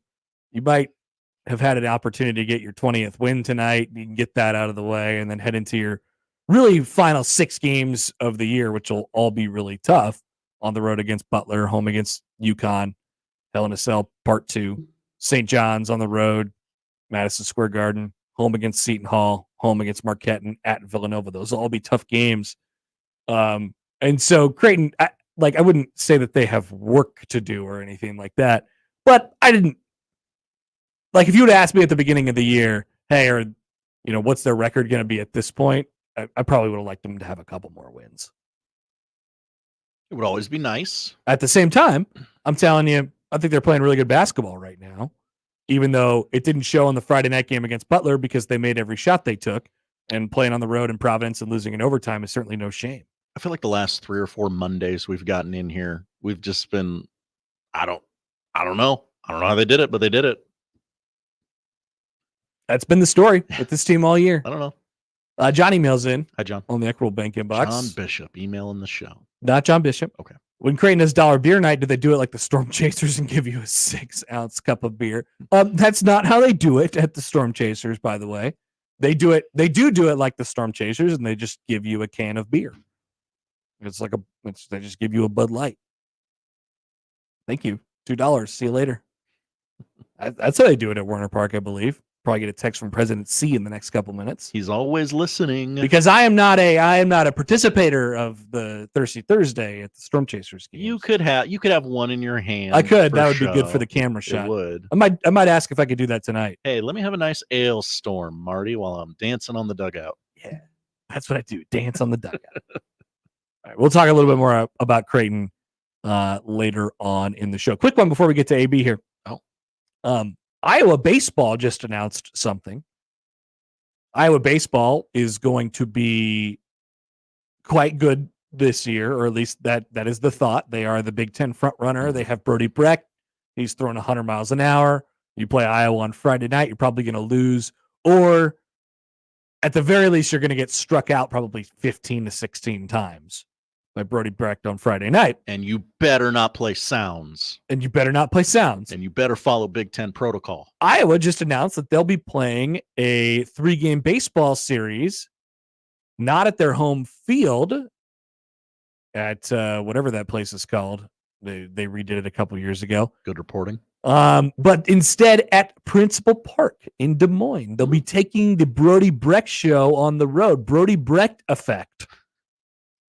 The home Brecht of the effect. I like that. The home of the AAA Iowa Cubs, May 16, 17, and 18 against Florida International. FIU, pause up. FIU, pause up. Who says that? FIU. Why did you know that? You don't follow FIU athletics? No, I haven't. What's their mascot? I thought you loved sports. Panthers. I believe maybe the Golden Panthers, if you want to get technical. So that's their thing? Pause up? Yeah. How do you know this? Where are you getting this from? I love sports too, everybody. Just the regular Panthers. I'm sorry, no Golden. I'm gonna have to figure out where you got that from. Mike McIntyre and them boys. Yeah. They'll get you. Yeah, that's true. I never heard anybody say pause up though. Oh, yeah. You following the hashtag pause up? Yeah, absolutely. Okay. You're weird, man. It's cool. Allan Bell joins us next on 1620 The Zone. Previously on The Crossover. We create a podcast. Yes. That way we get two people together who have divorced each other. Yes. And they talk about when they realized they wanted to divorce each other. And how much they hate the other person. That's the key. And just generally how it all fell apart. Dude, I mean, It's a great idea. It's really funny. I don't think a podcast like this exists anywhere. Mornings with Sharp and Hanley. The Connor Happer Show. Unsportsmanlike conduct. 6A to 6P. 1620. The Zone. Your Omaha area forecast from the Godfather's Pizza Weather Center and KETV News Watch 7 on 1620 The Zone. Well, the clouds are heading out and the sunshine will be beaming down this afternoon with a high temperature in the low 50s. Clear skies overnight, waking up tomorrow morning to a temperature around 30 degrees. More clouds for tomorrow, but a warm temperature of 55 degrees for a high and a small chance of a shower for your Valentine's Day evening. I'm meteorologist Luke Vickery. KETV News Watch 7. The Connor Happer Show returns in minutes on 1620 The Zone. It's the most time-honored tradition to start the weekend, grabbing a cold one from a local Nebraska brewery. Let's be real here. It's cold outside, and you don't want to drink the same boring beer as those Hawkeye fans. Drink Nebraska-brewed beer, cider, or seltzers instead. Each week, we're putting the spotlight on a unique Nebraska brewery with One Beer Friday. Share your brew on social media with the hashtag One Beer Friday, and you'll be entered to win a $25 gift card to a local Nebraska brewery. Nebraska is the good life with great beer. Click nebraska.beer to learn more.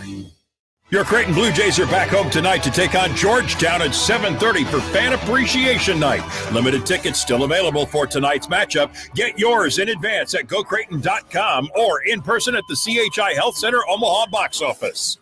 Velocity Clinical Research in Omaha frequently conducts clinical trials for a broad range of investigational treatments. Typical studies involve medications for acne, allergies, chronic diseases, depression, and others. They also perform vaccine studies for people of all ages, conducting innovative research that has a positive impact on lives. Click for current trials at velocityclinicaltrials.com. More trials are launching in March. Compensation for study-related time and travel.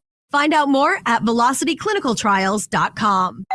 Pizza's here. Oh, great. I'd love some, but I'm worried about my stomach issues. If you're worried about having diarrhea, gas, bloating, stomach pain, or loose, oily stools, it may not just be stomach issues. It could be a condition called exocrine pancreatic insufficiency, or EPI. With EPI, the pancreas doesn't release enough enzymes to break down food, but EPI is manageable. Use the symptom checker on identifyepi.com and talk to your doctor. That's identifyepi.com.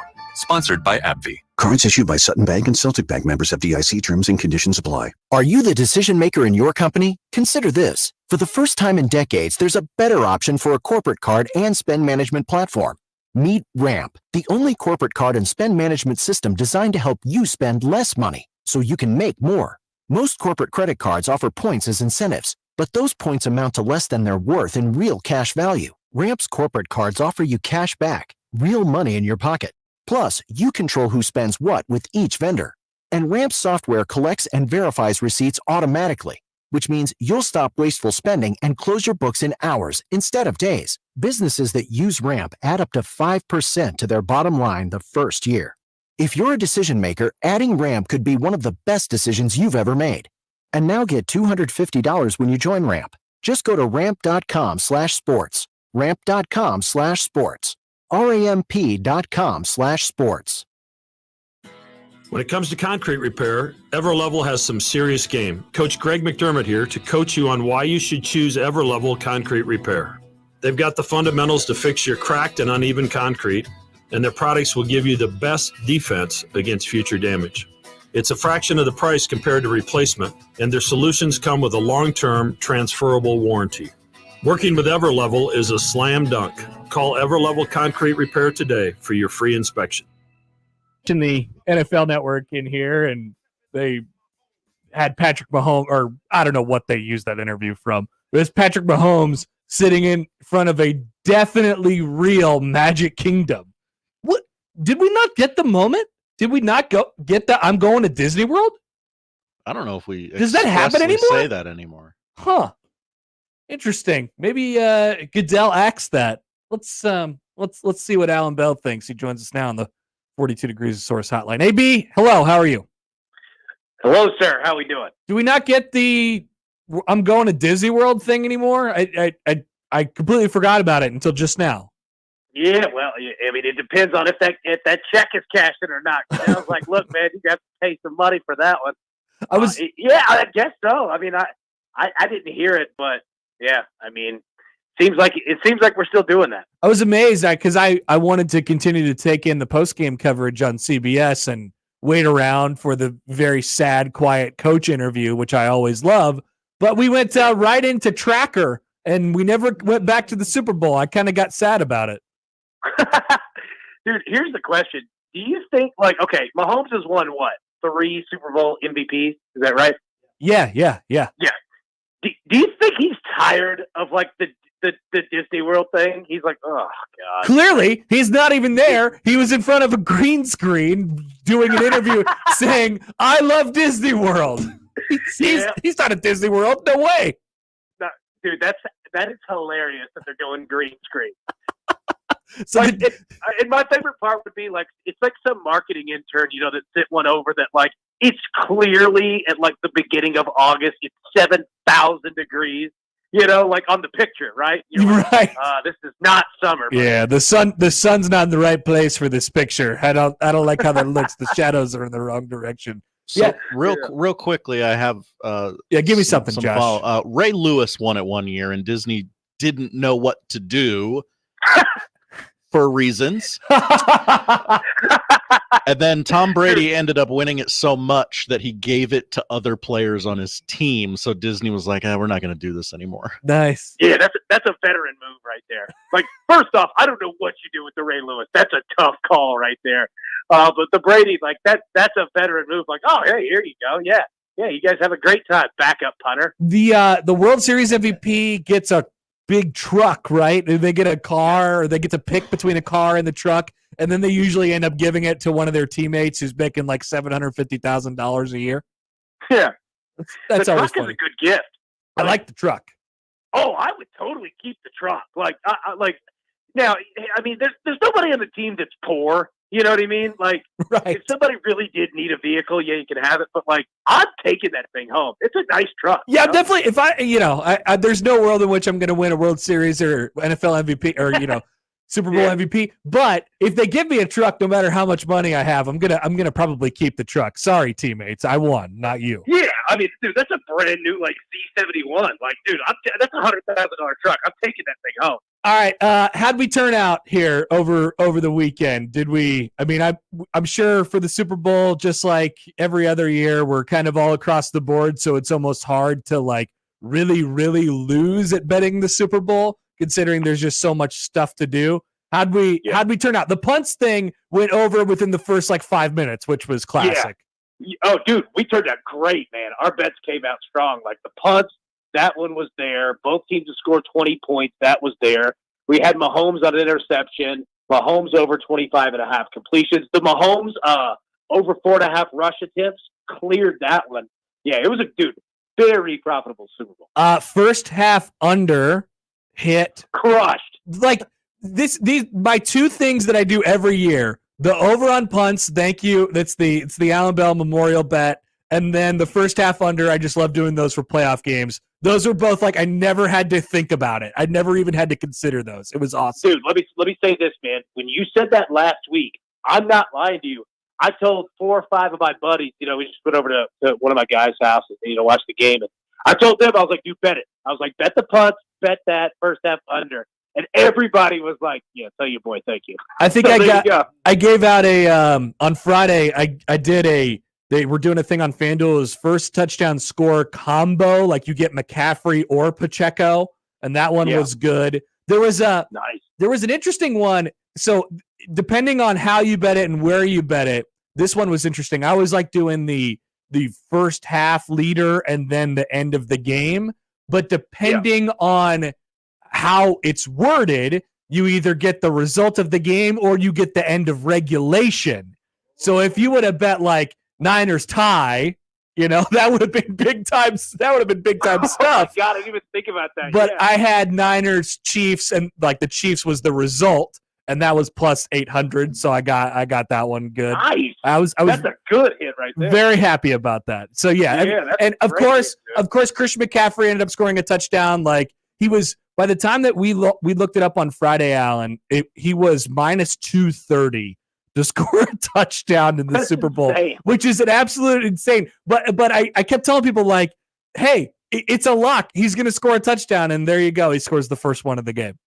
Yeah, and like everybody who had bet the rushing touchdown instead of just going like anytime. Oh man, I bet they were brutal. But that's a tough one. Like minus 230 is crazy for a Super Bowl.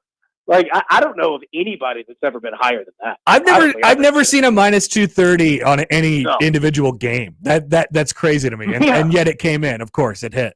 Yeah, of course. Christian McCaffrey, and still in a losing effort. Okay, so like we were talking about Mahomes a little bit in a couple segments ago, and how we're getting into the legacy conversation with him. Do you have any problem with engaging with people on the Mahomes versus Brady thing right now? Because I definitely don't. He's checking all the boxes. He's got the requisite amount of titles so far in his career. But what I think he gained now is the mystique part. Like all the teams that he beat in the playoffs had to like change things about what they did because they were playing against Patrick Mahomes and you didn't want him to have the ball. He's got that box now checked. I have no problem discussing the legacy thing with him, even at this early portion of his career. Oh, I have no problem. Like, if you win 3 Super Bowls, yeah, dude, you can absolutely have that conversation. And I think correct me if I'm wrong, the stat I saw, did he come back from double digits in all 3 Super Bowl wins? Down by 10 or more, yeah. Like, I mean, that's him and Brady. Like, nobody else, first off, I don't think anybody's ever done that. I mean, that's insane, man.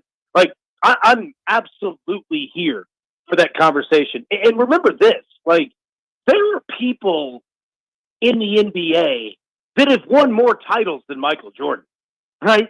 Like, and again, I'm not saying Mahomes is over Brady. I'm not saying that. But what I am saying is that he is definitely in that conversation. I don't care what anybody says. I'll argue it to the end of time that, buddy, he is in rarefied air. Rarefied, man. There's just no world in which like, look at what they did to each of those teams, and how they made. It was different. Yeah, they had to like, with the Ravens, they got the Ravens all scared, and they had them thinking like, hey, we got to go out and take it, and we got to throw these deep balls, and they were completely outside of themselves.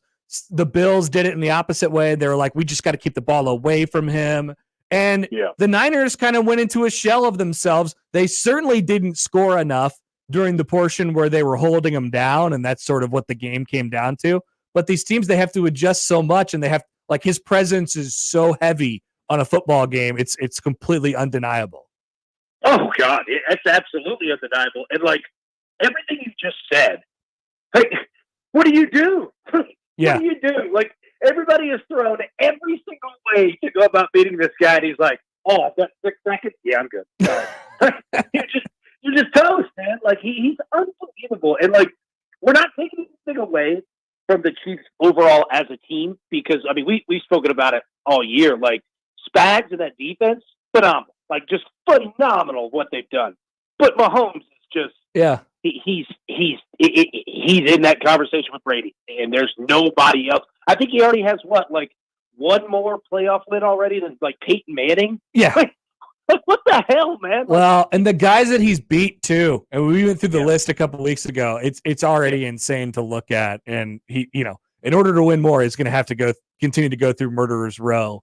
But he's head and shoulders above those guys. Yeah, and like I heard him before the game in like a pre-tape interview.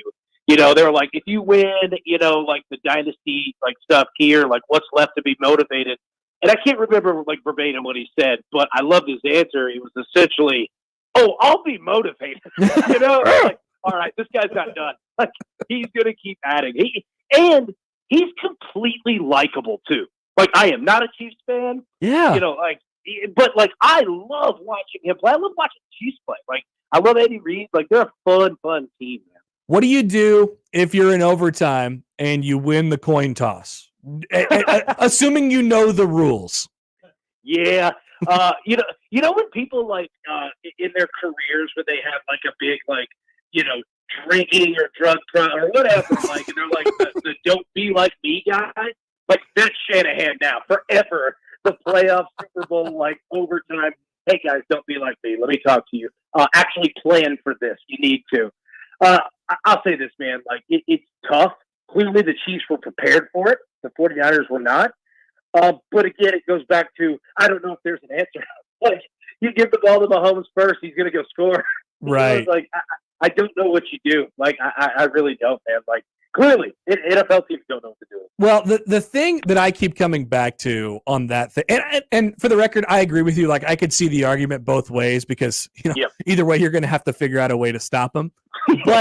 But getting the ball, taking the ball first, and then obviously having having it turn out the way they did, which is only getting 3 points, and then giving it to him in a situation where he gets 4 downs, right? They converted the 1 4th down on that drive, and he did it on the little RPO, and there's so many options. Like, you're not going to stop him for 4. You're not going to allow him to not get 10 yards on 4 plays. It's just not happening. So that drive is going to continue for the rest of time.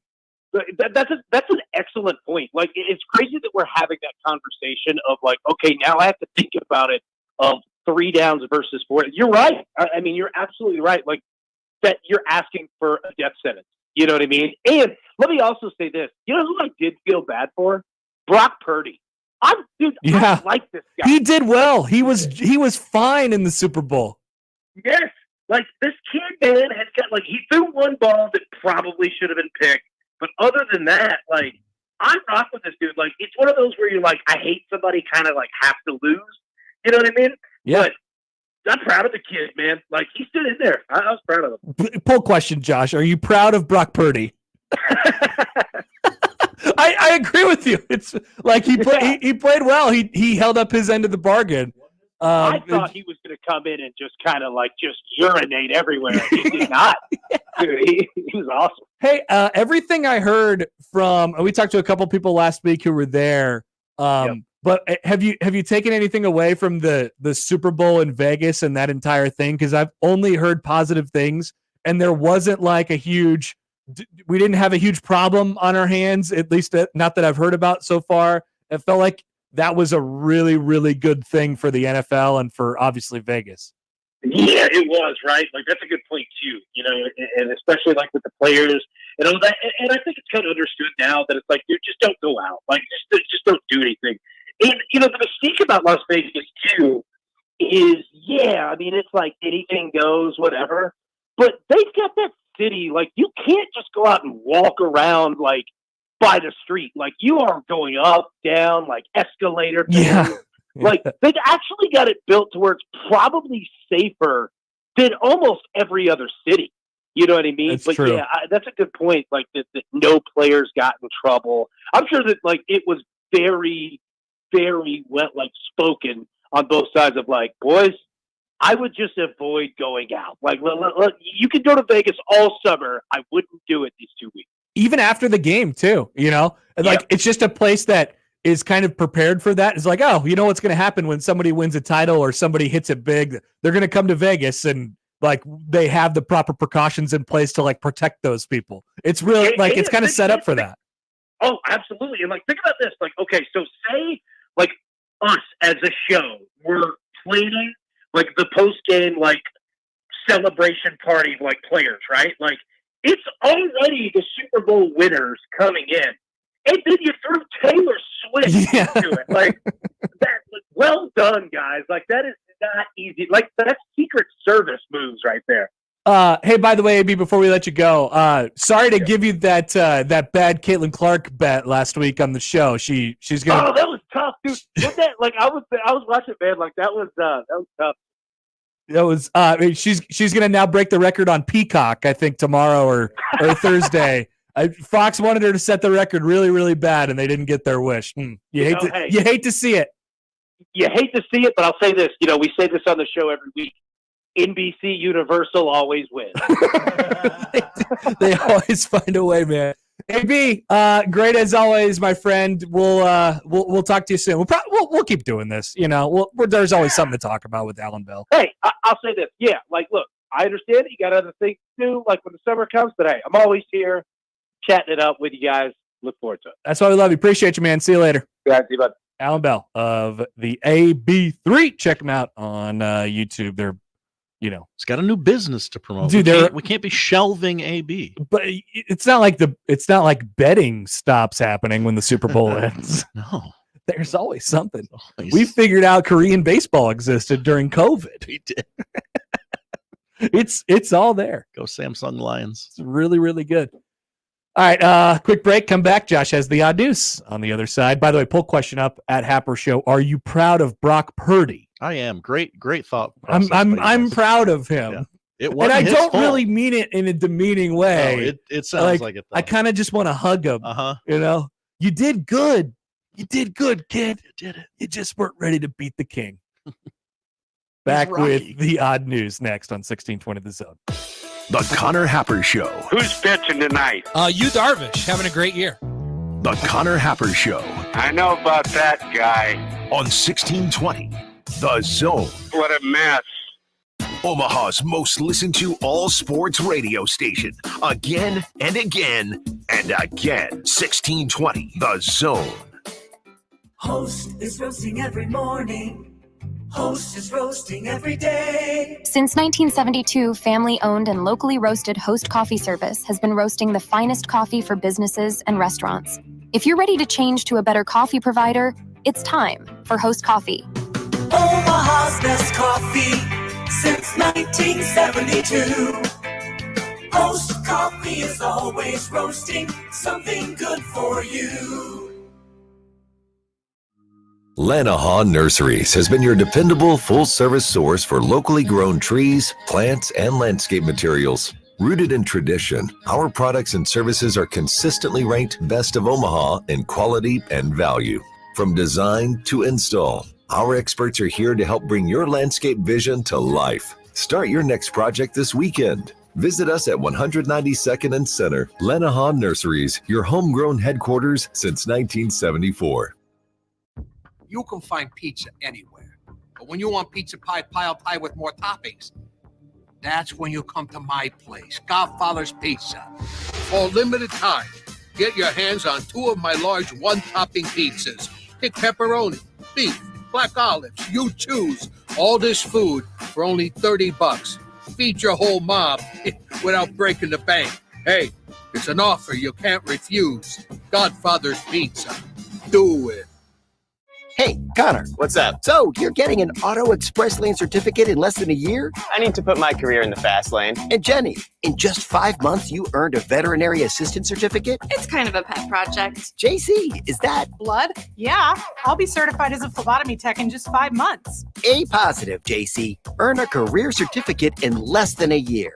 Get started at mccneb.edu/adults. Classes start March 7th. This is me at MCC. I'm a pretty great multitasker. I can wash dishes and do laundry. I can roller skate while walking my dog. I can even order lunch while doing my homework. But I can't use my phone while driving. A distracted driver is one of the leading causes of death in the United States. So when it comes to driving, please, don't be a multitasker. Don't drive distracted. A message brought to you by the National Highway Traffic Safety Administration, Project Yellow Light, and the Ad Council. Hey there, Greg Wagner joining you from the Nebraska Game and Parks Commission. Time now for another Nebraska Outdoor Update. Well, it's time to get all your new permits and stamps for hunting, fishing, fur harvesting, and state parks. Time to check your motorboat registration for renewal. Time to make those cabin and camping reservations in the state parks if you haven't done that already. And time to go over all of your outdoor gear for spring and summer. There you go. Have a good one in the great outdoors. I'm Greg Wagner. College basketball's biggest tournament is coming, and it's time to start betting like a pro with the world's largest sports book right at your fingertips. Circa Sports Iowa. It's sports betting the way it should be. High betting limits, tight money line splits, exceptional customer service, and more. Fund and bet like a pro anywhere, anytime. It's never been easier. Download your new bookie before all of the March action at circasports.com. If you or someone you know may have a problem with gambling, call 1-800-238-7633. And now we've reached the point in the show where Josh Odson reads the peculiar, the bizarre, the comical, the odd news with Odd Son. Odd news, Odd Son. See what we did there? The odd news with Oddson. All right, coming up in the noon hour, we'll hear from Patrick Mahomes, who was making the rounds in the interviews with his green screen of Disneyland in the background. It's just weird because he was actually there. Why not just sit him in front of Magic Kingdom? It's possible that, I don't know. I guess outdoors the audio is you're going to hear the outside. Whatever. But one of his interviews that he stopped by was with CNN, and CNN, they asked the hard-hitting questions, and so sports. They were getting Patrick Mahomes, and they figured it's time to shoot our shot. Right after he's won the Super Bowl, it's time to ask, what are your thoughts on the conspiracies? That's coming up here in just a moment. Josh has the odd news first. It's a hell of a broadcast tease there, Connor. Thank you. I'm a professional. We begin in Kansas, where a Kansas town has unofficially broken 2 Guinness World Records in recognition of International Pancake Day. Did you know that International Pancake Day was, this week? No, I did not. Yeah, now you know. The records for longest line of pancakes and the highest pancake toss. Oh, I thought we were going to go with the highest stack. No, I wish. Were attempted in the run-up to the 75th International Pancake Day race, an annual event that takes place each year on Shrove Tuesday. What? I don't know what that is. All right. In Liberal, Kansas, and Olney, England, of course. Those 2 cities repping International Pancake Day. Liberals International Pancake Day nonprofit attempted the pancake line record on Monday, creating a 923-foot line of pancakes. It estimated nearly 2,800 pancakes were used to create this massive record-setting line of pancakes. I'd like a pancake. Yeah. Reading this has made me want pancakes. The current world record of 429 feet. So, they almost doubled the record set way back in 2020 when we had a lot of time to line up pancakes next to each other. Look at this. Attendance is up everywhere. Pancakes are up too. Frank Hampton, Liberals Pancake Maestro, love the Maestro, attempted the record Tuesday morning for the highest pancake flip, achieving an altitude of 32 feet. Josh, I believe this story is from today. Yeah. Today is Pancake Day, wow. Shrove Tuesday. Congratulations. The old record was 31 feet 1 inch, and Frank got 32 feet. Hell yeah. They as we know, we've talked about this, there is a review process. So these are not official records, but I assume they will be in due time. Shrove Tuesday is the final day of Carnival or Shrovetide, marking the end of pre-Lent. Lent begins the following day with Ash Wednesday.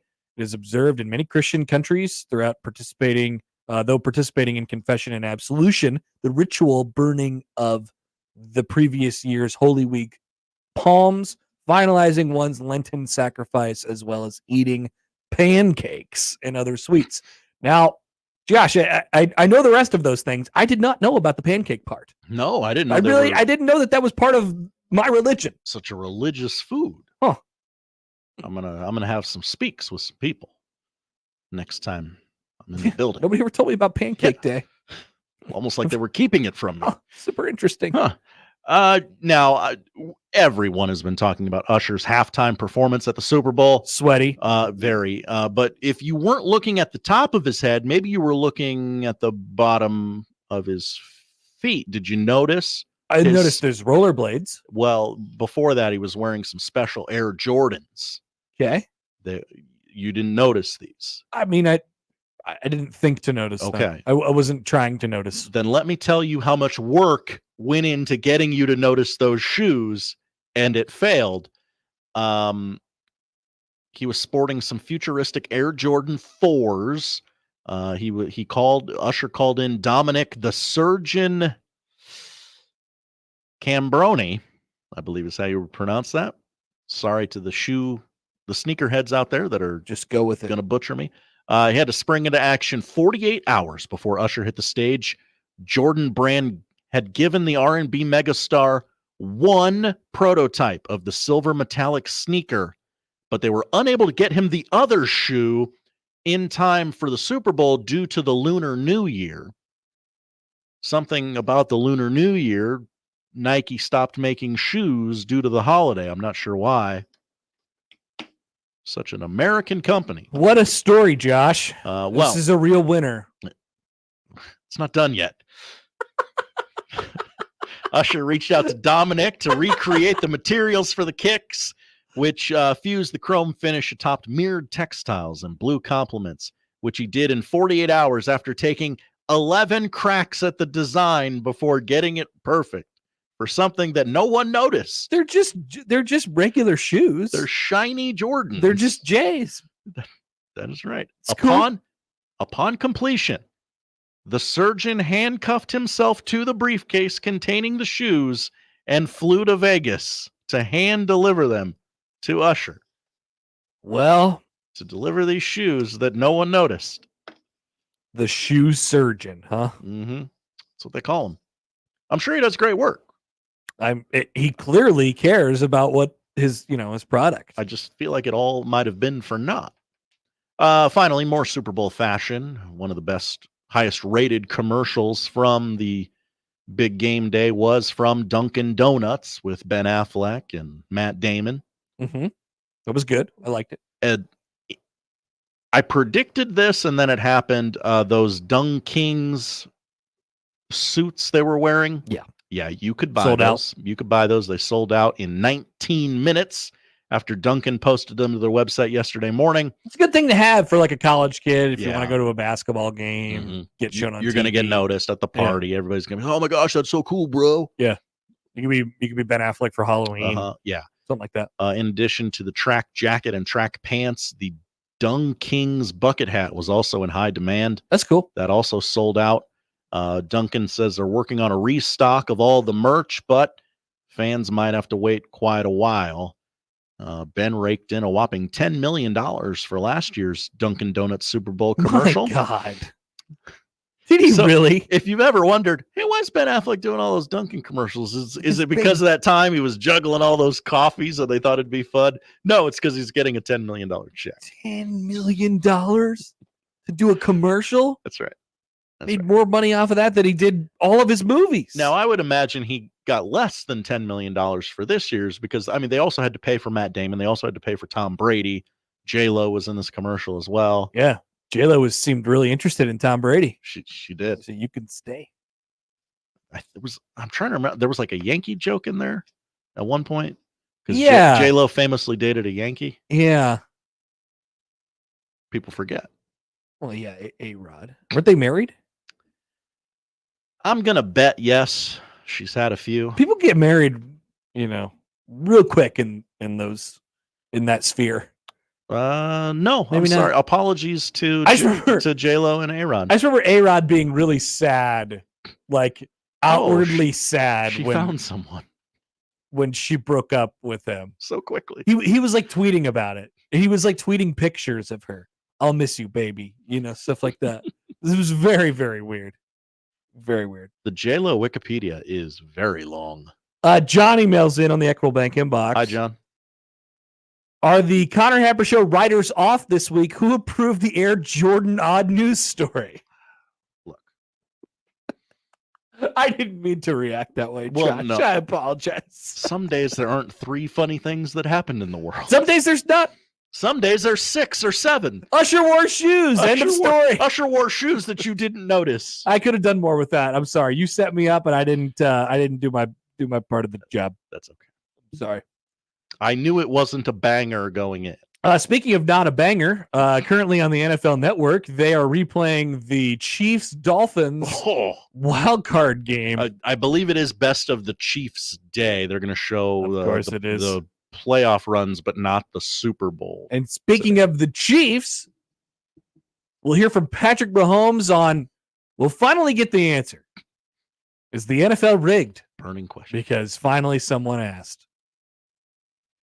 Patrick Mahomes is on a different planet, by the way, doing this interview. He's been awake for the last 72 hours. They put him in front of a green screen that looks like Disneyland. And It's the perfect time to ask him a controversial question. He's getting asked questions about conspiracy theories. Next on 1620 The Zone. I'm a fabulous driver. The Connor Happer Show I'm one of the best friends you could ever have in your life. on 1620 The Zone. I hate you. Did you know that Saul's has it all? Not Saul the guy. Saul's Jewelry and Loan. I'm at 72nd and Maple. Hi, everybody. I'm Gary Sharp here on the Connor Happer Show. It's almost Valentine's Day, and you haven't gotten your sweetheart something. Well, Saul's has something for everyone that'll take care of you. How about jewelry? Can I interest you in jewelry? I got Jess behind the counter. She'll take care of you. It's 50% off now through Valentine's Day. They've got rings, pendants, earrings, bracelets, chains, and more. They got a huge selection. You like gold? You like platinum? You like silver? I personally like silver. Diamonds, emeralds, rubies, sapphires, heart-shaped. You can save on designer jewelry, handbags, wallets, belts, and shoes. You won't believe the amount of inventory they have for you right now. Plus, they also have great gifts for guys. You can save on watches, tools, guns, TVs, computers, guitars, video games, and much, much more. Saul simply has everything that you can imagine. But you got to stop by here until 1, 72nd and Maple. I'm Gary Sharp at Saul's Jewelry and Loan.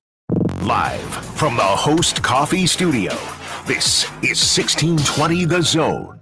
You know what Mentality can help you with? Low energy, motivation, weight gain, muscle loss, fatigue, tired all the time, feeling anxious, moody, irritability, impatience, anxiety, and depression. Mentality can help you with their board-certified physicians and their testosterone treatments that can take care of you and get you back in the game.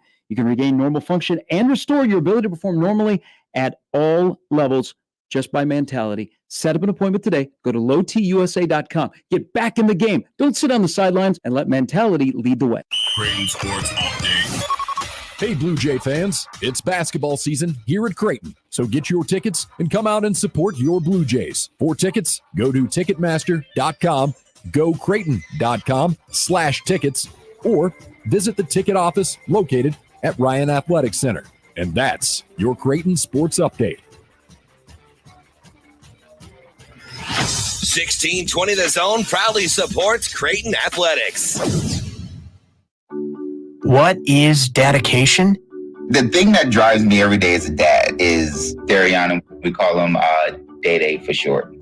Every day he's hungry for something, whether it's attention, affection, knowledge. And there's this huge responsibility in making sure that when he's no longer under my wing, that he's a good person. I think the advice I would give is you don't need to know all the answers.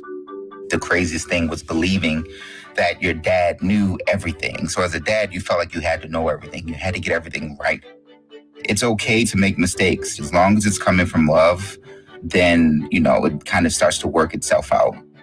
I want him to be able to sit back one day and go, we worked together, we did a good job. That's dedication. Find out more at fatherhood.gov. Brought to you by the U.S. Department of Health and Human Services and the Ad Council. Hi, we're the Goo Goo Dolls. We're fortunate that we can give our daughters everything they need to grow and learn. But not every child can focus on classes and play dates. Nearly 13 million kids in the U.S. face hunger. That's 1 in 6. School lunch might be their only meal each day, and it's heartbreaking to imagine any child going to bed hungry. We're dreaming of a perfect day when kids can smile, play, and just be kids without worrying about where their next meal will come from. Feeding America is working to make that perfect day a reality. Each year, the Feeding America network of food banks rescues billions of pounds of good food that would have gone to waste. That food is given to families and children in need. Being a kid should be about doing things that make an ordinary day extraordinary. Learning to play an instrument, building a sandcastle, hosting tea parties. Hunger should never be an obstacle to growing up. You can help end childhood hunger in your community by visiting feedingamerica.org. Brought to you by Feeding America and the Ad Council. Tickets for less. Best seats, best prices, no service fees. Shop ticketsforless.com. KOZN Bellevue, Omaha, Council Bluffs. This is 1620 The Zone.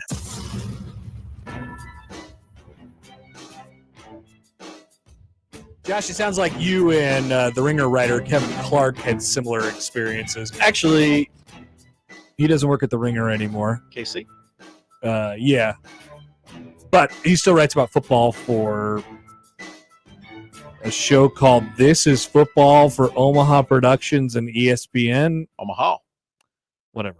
He's got football takes. So his tweet said this about Mahomes. The reason I think Mahomes is Michael Jordan is because Jordan relegated so many would-be legends to minor characters. He left literally no breathing room for anyone else and shaped the legacies of basically all of his contemporaries. We might be seeing it again. He's on his way. I see no problems. I have no qualms with the tweet.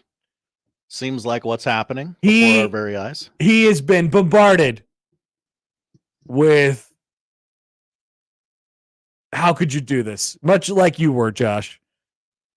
7 is greater than 3. Yeah, I want you. Honestly, I'm going to send this to you, and I want you to read read some of the responses. Oh yeah, that'd be great. Just in your random voice that you have generated for as an amalgamation of all fans who don't understand this. All right, we have to take out the racist comments. Take out the racist ones. But I think what we're saying is, I am very willing to engage in this conversation. Mm-hmm. That's all. Very willing. But Brady already did this. He nullified Manning, Breeze, everyone, and then he beat Mahomes.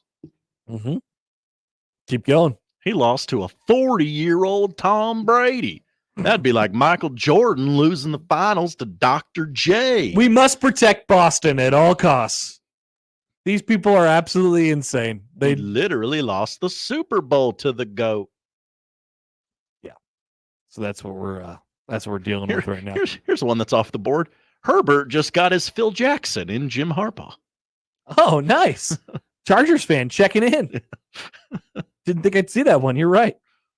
All right. Anyway, speaking of Mahomes, let's go live to definitely Disneyland, where Patrick Mahomes is standing by, and he has been interviewed by CNN. Wearing that same Hugo Boss hoodie he's been wearing for 3 days. Can we get this guy a new shirt? Yeah. I don't think he slept very much. And they decided to ask Mr. Mahomes a very intriguing question. Here is the clip from CNN. So you might be aware, or maybe not aware, there were some wild conspiracy theories that were flying around this season that the Taylor Swift effect was all scripted to allow Taylor to use the Super Bowl for politics, basically. Mm-hmm. So the president himself, President Biden, kind of got in on the joke a little there. What do you make of just how this has spiraled, not just to football, but to politics and all these different areas? Yeah, it's been wild to see. I mean, I try to focus in on football as much as possible, but there's always some conspiracy theories out there. I just try to enjoy football, my family. I kind of stay on social media as much as possible. Thank you, Patrick. I love football. That poor guy. That poor guy. Just let him go home. Let him go home. He wants to go home and be with his weirdly named kids. It's bronze and silver. Or sterling, whatever. Just let him go home. Yeah. Let him go home. He's got a parade tomorrow. He'll be celebrating with the other pieces of the Royals ownership who are announcing their new stadium today. And just let the guy go home. He's half asleep on national television, and they're asking him questions about Joe Byron. This is ridiculous. The President Biden. Oh, yeah. President B, I should say. Yeah. She had a weird clarification in there that I'm not sure was necessary when she said the president. Joe Biden, the president. That's what President it felt like. Joe Biden. Kenneth says on YouTube, normal question. Totally normal. The delay is perfect too. There's like a 7-second delay in between the question and the answer. And so the screenshot that I tweeted out, I think is arguably the best part at Connor Happer. It's just a screenshot. She's asking her a very hard-hitting question, and Patrick's just sitting there because he hasn't slept in days, and he has the same look on his face. And he's like, yep, I got to keep a straight face on this one. I am on camera right now. I am definitely on camera right now. She sounded super confident in asking. She had to do it. She would have been fired by her bosses because, they have to ask the hard-hitting questions on CNN all the time. Stick to politics. It's great stuff. Just fantastic stuff.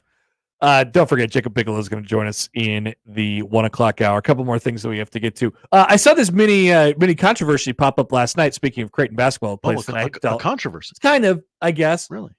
So it's another offshoot from the women's basketball game in Lincoln on Sunday. Oh, you mean the one that Nebbers won? Don't say that, message board guy. Have you been on the message boards lately, Josh? Don't go there. I've seen Iowa fans attacking you unnecessarily. Oh yeah. I'm gonna stick up for my guy. No, it's okay. They lost. They got to take this L and then go back home. Oh, Caitlin was sick. Oh. Here, hold this. Yeah, Caitlin was sick, and now we have to set the record on Peacock. I heard she had like a deadly disease that would have killed 89% of other humans. But she still played and got 31 points in 3 quarters. Mm-hmm. That's why she couldn't get it in the. She got mysteriously sick in between the 3rd and 4th quarter. I get it. It's probably that music playing. This isn't Big Ten protocol. So, court storm happens. Our friend Matt Sotow from KETV. Matt's replacing Matt's over there. It's very confusing. Yeah, everybody's named Matt. Just Andy Kendi is now Matt. Matt. So they have a Matt over there, don't they? Matt Foster. Matt Foster's out. Matt Foster's gone. Matt Sotow's in. There's a whole bunch of Matts all over the place. Goodness. Yes. See, I can't keep track of it. Yeah. So you heard that? Yeah, Matt Foster's leaving. I've not. Okay. Yeah. I'm sorry. I started greener pastures. I would hope so. New opportunities. So. I haven't heard where he's going. Health and happiness, Matt. What he's doing. But I think he had his last day or is having his last day. Sorry, I didn't mean to kick you out too early. Look at that. There really is no place like Nebraska. And so Matt tweeted out a video from the court storming in Lincoln on Sunday. And there was like a moment where like Jazz and Sam Hybe were hugging each other and like, it was just kind of chaos in the middle there. And a guy who definitely did look like Baylor Shireman was in the background of this video. And Matt was like, here's Jazz and Sam hugging each other and then he tagged Baylor in the background at play for him 3 or whatever. And Baylor was like, that's not me. Just want to be real clear, guys. That's not me. But I was really starting because I didn't see all this unfold last night, so I saw it this morning, and I really did think it was Baylor Shireman because it looked like Baylor Shireman, and I thought, what's going on here? Why is Baylor Shireman everywhere? Why is he at all of the sporting events that are important? Not Baylor Shireman. So we got that one cleared up. Not Baylor Shireman. It's not Baylor Shireman. You're going to see a lot of takes on this on the internet. Yep. Just want to be crystal clear. Not Baylor Shireman. Still not Baylor Shireman. That is correct. I'm glad we got that one cleared up. But I was trying to conjure all these, like, I maybe Baylor Shireman is like the Omaha Forrest Gump. He's just kind of everywhere. There's a court storming. There's Baylor Shireman. There's a big volleyball game. There's Baylor Shireman. There's a Creighton basketball game. Baylor Shireman's playing in it. He's just kind of around. Saw Baylor Shireman at some Husker football games this year. That guy gets around. He's everywhere. He's never stayed home. But he was not at the women's basketball game at the Nebraska women's basketball game on Sunday. He was not at that game. At least he wasn't pictured. He wasn't on camera. One more thing on that women's basketball game before we move on to some other things here. The Super Bowl Sunday telecast of Nebraska-Iowa averaged 1.8 million viewers. Richard Deitch has a comment on that. He says the Caitlin Clark content machine continues. Interesting way to look at that. I think we're calling it the Jazz Shelley effect now. Definitely. No, there will be none of me giving Iowa any satisfaction for look, you got a great basketball team and you're drawing great audiences and you're selling out stadiums and all of these things. It's really, really great. But when you take the L, you got to take the L. You don't get. People wanted to watch a great women's basketball game featuring two great programs on Sunday, and the better team won. That's what happened. The better team won. They made more shots. The better coached team, the better playing team, they won the basketball game. I believe I heard somewhere that Amy Williams is the best kept secret in the state of Nebraska. That was A.I. Schaefer said that. Okay. A.I. Schaefer said that. Knew I had heard that somewhere. Yep, that was just from A.I. Schaefer yesterday. So yeah, 1.8 million viewers. That was probably the second most watched thing on Super Bowl Sunday. Maybe the Puppy Bowl had more. But Maybe the Puppy Bowl. top I three. don't know. They're hiding those ratings from us for some reason. And it was on 6 different networks at the same time. So I'm gonna call this another Nebraska win. Coming up, we will talk about something that I laid my eyes upon for the first time yesterday, and that was a win total for Nebraska football 2024. Win games. Welcome to the offseason. I thought we didn't get these till May, but here we are. Also some basketball to discuss as we continue on the Connor Happer Show on 1620 The Zone. Mornings with Sharp and Handley. If you're Iowa women's basketball, you got Caitlin Clark, gives you hope. Over the weekend, Nebraska softball had their fan day. Headlines everywhere. Yes. Jordy Ball gives you hope. All you need is somebody that gives you hope. Maybe Nebraska football has found that guy that gives you hope every time you show up to play a game. Michael Jordan gives you hope. You know that you got a chance, even if you have your worst night, you're going to have a chance to win a game. Mornings with Sharp and Handley. Weekdays 6 to 10 on 1620 The Zone.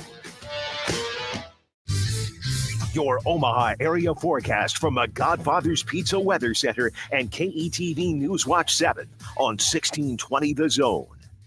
Well, the clouds are heading out and the sunshine will be beaming down this afternoon with a high temperature in the low 50s.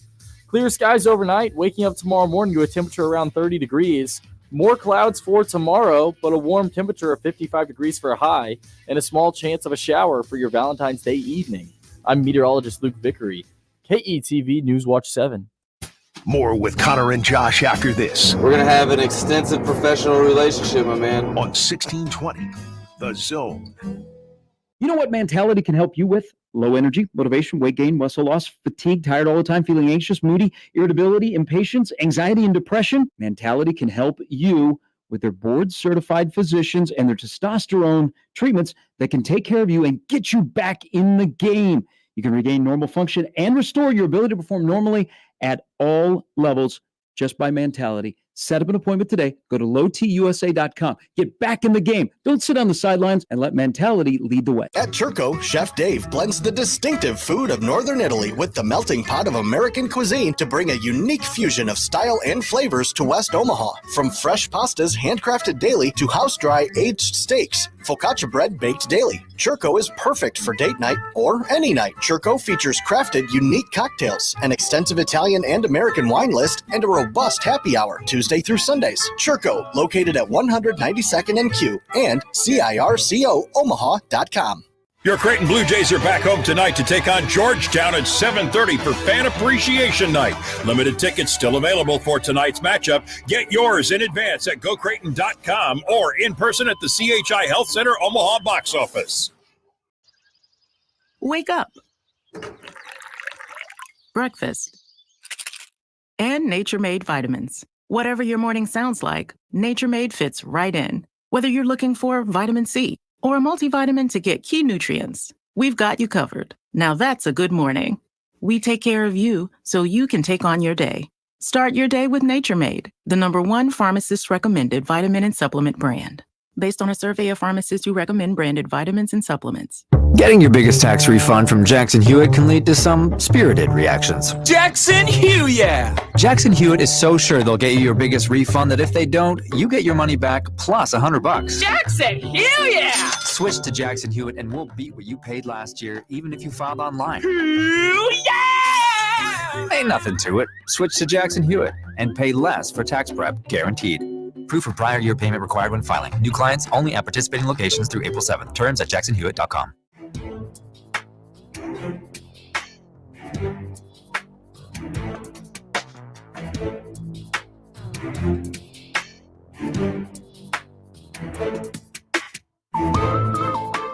And this week's half-off deal is to Cops, which has more than delicious pizza. They have various other things. You can dine in, carry out, or delivery from Cops. 3 convenient locations right here in Omaha. Deals on sale Friday at 9 o'clock. That is $50 worth of vouchers for just $25 at 1620thezone.com. And once again, stay tuned to this show all week because we might have opportunities for you to just win the $50 without paying the $25. If you miss out on that, you can find the half-off deal, which is very good still. 1620thezone.com. Perusing around the FanDuel Sportsbook as I do, Josh, I noticed there was a NCAA tab. That's the F stands for football. That's right. And you go game. There's a few select games that you could choose from that have spreads on them at the moment. Michigan is 11.5-point favorites against Washington in a national championship game rematch on October 5th next year. Ohio State is already 7-point favorites against Michigan for their regular season finale matchup. Georgia plays Texas next year. Like, there's a bunch of stuff that you could find. Fun. How about this? A line for Colorado and North Dakota State. That's what we're looking for. Buffs minus 8.5. I know someone who might be interested in that already. But then there's another tab, and it says win totals. There's Heisman, and then there's win totals. And you could check on every team. Every team has win totals. I thought this would be a bigger deal around here, but here it is. Nebraska's win total, 7.5, 7.5, with the juice, meaning more people are going to pick this than the other side on the under. The under, the undies, minus 164. The over at plus 134 via our friends from the FanDuel Sportsbook right now. Josh. Yes. It's February 13th. It is. We haven't hit spring ball yet. The pain and sadness it's just a figment of my imagination at this point. It could be all happy times from now until August. You're going to ask me, aren't you? No. Oh, I'm not. Okay. I'm not. Sorry. Well, I might, Please. but that's not what I was building I toward. didn't mean to interrupt. I feel more optimistic right now. And this is coming from me, notoriously optimistic person who, I'm usually about like a win or a half a win above everybody else when we get that close to the season. And I still maintain that you get more optimistic, as Unsportsmanlike Conduct's poll questions have shown throughout the years. You get more optimistic as we get closer and closer and closer to the season. I'm telling you right now, Josh, that I'm starting from a very high place A very high place. Okay. I know you're high right now. I know the over is plus 136. I love that. You love it. I love that. I'll love it even more in September, barring any sort of big time injury or anything like that. I love it. I think that's a low number for them right now. I mean, you got to win 6 of the first 7, right? Like, we don't have to do game by game yet. Just big picture right now. How do you feel? How does 7.5 sit with you? It feels like it is. Yeah, that's the line. Like that's the right line. Yeah. Okay, so you're less optimistic than I am. Yeah, but just because I've been hurt so many times before, it's not because of anything they've done. It's not. Oh, come on! Forget about that stuff. This is a new era. That's in the past. Don't worry about any of that stuff. But don't get me wrong. I look at that schedule heading into Ohio State and I go, that's sexy. You have to understand, Vegas is trying to take advantage of you, Josh. Me? They're trying to take advantage of the people who say exactly what you just said. But we have a give and take relationship. I've been burned by this team too many times. I'm a nerd and I look at the game. I look at the totals from the last couple years and this program is cursed and blah, blah, blah, blah, blah. They're all trying to take advantage of you because they know that you're going to take the under. And I'll be sitting here as the smart man who on February 13th would have absolutely no problem betting over 7.5. No problem. And I'm getting paid to do it. I'm getting plus 136. It sounds beautiful to me right now. This is a reputable book, too. Nebraska has a good to great defense with all of their pieces returning, an improved skill unit, wide receivers, and we'll see about running backs. They have a vastly improved quarterback position. Vastly, even in the worst case scenario, it's slightly better than it was last year. In the worst case scenario, Nebraska's quarterback play is still better than it was in 2023 when they won 5 games. Definitely. And they came within inches of winning 3 more. In the worst case scenario. Their offensive line is another year past. Their coaching staff, they got the stuff figured out with who gets to coach who and all that crap. This team is going to be better. I'm telling you that with great certainty. They'll be better. That last thing you said, where if they had a competent quarterback, they would have won 8 games last year. Uh-huh.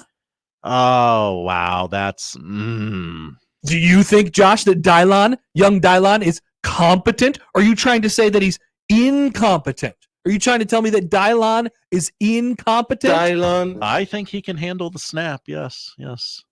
Because I spit hot fire. Oh, he does spit. Why don't you want to do this? Come on, join me. I'm on the right side of this. I really need to know I promise you I'm on the right side of this. I really need to know what USC and Wisconsin are going to be. Who cares? Don't think about it too much, Josh. Just go with it. Go with your feeling. Come on, chase that. And then we'll get into it in a second.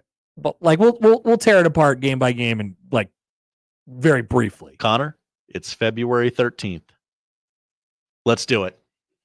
I'm in. The Ovies. Over. The Ovies? Ovies? I don't think so. Probably not. Where Nick Boss zigs, we zag. The Connor Happer Show. I can't tell you how good I feel about that. I hope that number stays right there because I'd be obviously a little bit scared to do it if it was a full win higher than that. But I feel really good about that. I don't know. I just explained it, I guess. I think their defense is going to be at the very least as good as it was last year. They have all their players back. I think they're going to be able to not turn the ball over 100 times on offense, and that pretty much tells your story. You don't think that's responsible for 2 more wins? It already would have been last year. And their schedule's not that hard. All the people yelling about the schedule and all this crap, I don't want to hear it. It's really not. I don't want to hear it. UTEP, Colorado, Northern Iowa, Illinois, Purdue, Rutgers, and Indiana to start. There's 7 games right there. You should be 7-0, but there's even wiggle room Sure. to go 6-1. We'll throw in there. 6-1 in there. That's fine. Ohio State is going to be very difficult. You're not going to win. I'm sorry. I don't think you're going into the shoe and pulling that off. Ohio State's going to win the national championship next year. Whoa. Yeah, go ahead and put that one in there too. Ohio State's going to win the national championship next year.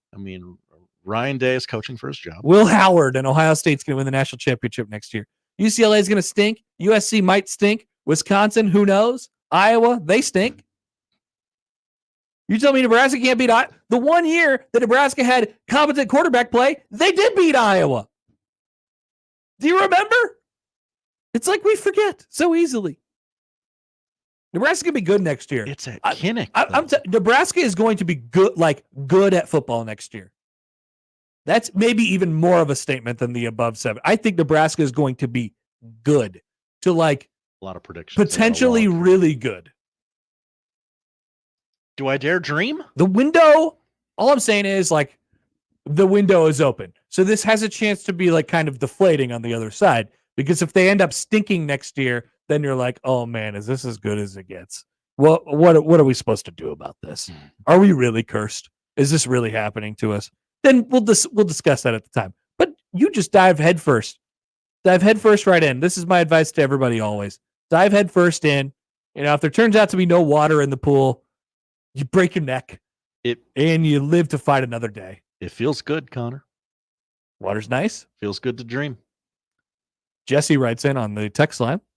Hi, Jesse. Let's go, Josh. I would rather have faith in my team and get crushed versus no faith at all. And by the way, for me, this is not about faith versus no faith.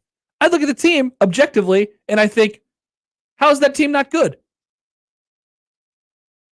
And and part of the reason that we're doing this now is also to get out in front of it a little bit, because I have a hunch that they're going to be a bit of a darling this year. Oh, I have a hunch. Oh, I love a darling. I think they're going to be a darling this year, whatever category, however you want to categorize that. I think the analytics are really going to like them because they return all this production and they improve in spaces where they needed to improve.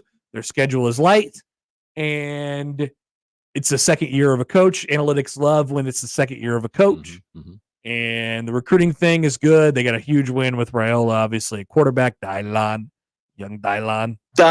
Sorry. No, let it rip. So just got an email from MLB Network. Ron Darling will be here in the offseason. Ron Darling? Because Nebraska is such a darling. What does that mean? His last name is Darling. Oh, yeah. But is he coming here? No. Oh, okay. You just made that whole thing up? Made that whole thing up. Wow. You got me. Went over my head. Nailed it. Great joke. This is from the YouTube. Not sure all those superlatives fit the narrative. As we've heard for years, Nebraska football is the better team whilst not winning games, and even specifically against Iowa, but I understand the bit. Not a bit. This is not a bit. I am definitely guilty sometimes of doing bits. I'm legitimately telling you that I think Nebraska football is going to be good this year. Husker Eddie on Twitter. Hi, Husker Eddie on Twitter. You can imagine where he's going with this. What's Husker Eddie thinking? Finally, Connor, we agree on something. Go Huskers. Go Big Red. United States Navy man with 4 exclamation points. Whoa, says, thank you for your service. I smashing the bleep out of the over. Ohio State will only be the tough game. Will be the only tough game. Wow. A lot of people have soured on USC. Just telling you, get in now because that number, that little soft little number might go up by the time you're, you might feel uncomfortable. It's plus what now on the FanDuel Sportsbook? 136. I love a plus. You love seeing that plus sign. That's why Josh got really addicted to doing plus 300s in the Super Bowl. I did. And did you hit any of them? Christian McCaffrey, first touchdown. That was what was the number on that? Plus 336. Yeah, that's pretty good. Nice hit. Nice hit, Josh. Patrick Mahomes was plus 125 to win MVP. Can you believe they give you money to bet on that? Kenneth said the same thing. I'm a sucker for plus money. Kenneth, my guy. Kenneth also says not a lot. That is a lot of pressure on a true freshman with a not very good offensive line. Okay, once again, we're bringing up old stuff. Nebraska. It feels relevant though. Does Nebraska have not good offensive line? Does Nebraska have a not good offensive line? Because I do not believe that Nebraska has a not good offensive line. I don't know if they have a good offensive line. That's where I'm I at. can tell you that they're not good. good. They're not bad. Not trash. Sure, it's pressure for Raiola. And Carter Nelson. Do you guys remember Adrian Martinez? I remember. You guys remember what happened in his freshman year? I believe it went well. Good. He was good. Yeah, that's right, Josh. And this is the best quarterback Nebraska's ever recruited. Yeah, this guy's even better than him. That's right. Interesting. So I say all this to say, it actually turns out that freshmen can play. Remember that Johnny Manziel kid? Yeah. It actually turns out that if you're good at football, that it really doesn't, it doesn't have that big of a bearing on the general overall product if you are a freshman compared to if you are if you're a third-year guy of a lower talent level. Remember what Aaliyah said, age ain't nothing but a number. I always remember that, Josh. She was trying to tell us something else. It can matter in moments. It can matter in specific circumstances. But you have to understand. And I know you guys know this. I know you guys get it. And I know you guys are listening to me and you're like, damn, he's making a lot of sense, but I can't do it because I'm so scared. Exactly. I'm such a baby right now. Exactly. But you have to understand how bad Nebraska's quarterback play was last year. That's most of this. It was so bad. And whether or not you get like a gigantic upgrade or just a regular old upgrade, it's going to be an upgrade. Nebraska's going to be a better football team this year. Without a shadow of a doubt. Without a shadow of a doubt. Gary Boy says, Josh, haven't we gotten kicked in the jewels every year enough that it's worth another kick? Roll the dice. 9 wins. Oh, I thought that was going to go a different way at first. It is a better feeling than being the wet blanket. I don't want to be the wet blanket. From the 402, what the hell are you doing, Connor? I've finally lowered expectations, and here you are revving me up again. Jeff says, screw it, I'm in. I'll break my neck. Text from the 402 has a screenshot from the FanDuel Sportsbook, and it says, you talked me into it. I'm not here to tell anybody what to do with their money. All I'm saying is I love looking around and seeing Nebraska's win total at 7.5 and people being like, oh, dang it. If it was 6.5, I would like it. I just think you guys are in the wrong stratosphere. As we take a look at some other friends, Iowa win total over under 7.5. Well, that's the same as Nebraska. Minnesota win total. Minnesota's win. Holy God. This is the first time I looked at this. The Minnesota Golden Gophers, their win total is currently set at 4.5. Oh. I'll leave that there without context. Northwestern, 5.5. Now, once again, the Big Ten West versus the Big Ten East doesn't matter anymore, but I'm going to some old friends here. Purdue, 4.5. UCLA, 5.5. USC, 7.5. Oh, that's the same as Nebraska and Iowa. Wisconsin, 6.5. That's less. Why are all these so low? What's Illinois? Illinois, 5.5. Indiana, 5.5. Maryland, 7.5. Michigan, 9.5. I think what's happening is they're setting the number and they're waiting to see where it goes. But this one's going to go up. This one's going to go up. I feel like there is going to be some movement there because not everybody can win. I did remember when I did the whole Nebraska's going to get a vote in somebody's preseason top 25? You did say that. And I was wrong. But can I take another shot? Please. Shoot or shoot. I don't know if I fully believe this. I don't know if I believe this as much as I did the first one. As much as I did that, I think they're going to get a vote in somebody's preseason top 25. But I'll say it anyway, just to see if I'm right. Somebody out there, mildly reputable, is going to pick Nebraska to go to the college football playoff. Whoa. No. Once I want to make this very clear. Not me. I'm not saying this. I'm not that far in. Is it possible? Sure. There's 12 teams that make the playoffs. I don't know if you heard this, Josh. There's 12 teams that make the playoffs. I have heard. I've seen the graphics. But somebody's going to hear me do this speech, and they're going to be like, oh, my God, he's so right. I love this. Let's just hammer everything. Bang, bang, bang, bang, bang. Wait, it turns out everybody else in the Big Ten stinks. He's boots on the ground. He knows what he's talking about. Except for Ohio State. I just think there's going to be enough buzz that something will get said in that direction. I see it now. The podcast of this segment. Connor Happer, quote, Huskers to CFP. No. Don't do that. Don't do that again.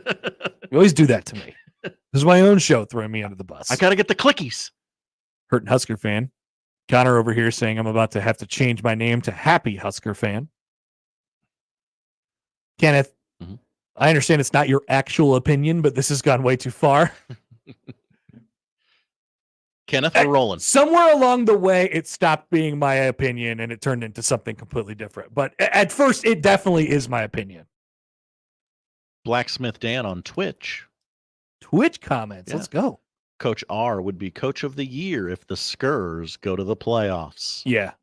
I mean, yeah. Who cares about that? Blacksmith Dan looks like a badass in this profile picture. I like Blacksmith Look at Dan. This. He's scowling at me. He's got his UNO hat. Yeah. Nice.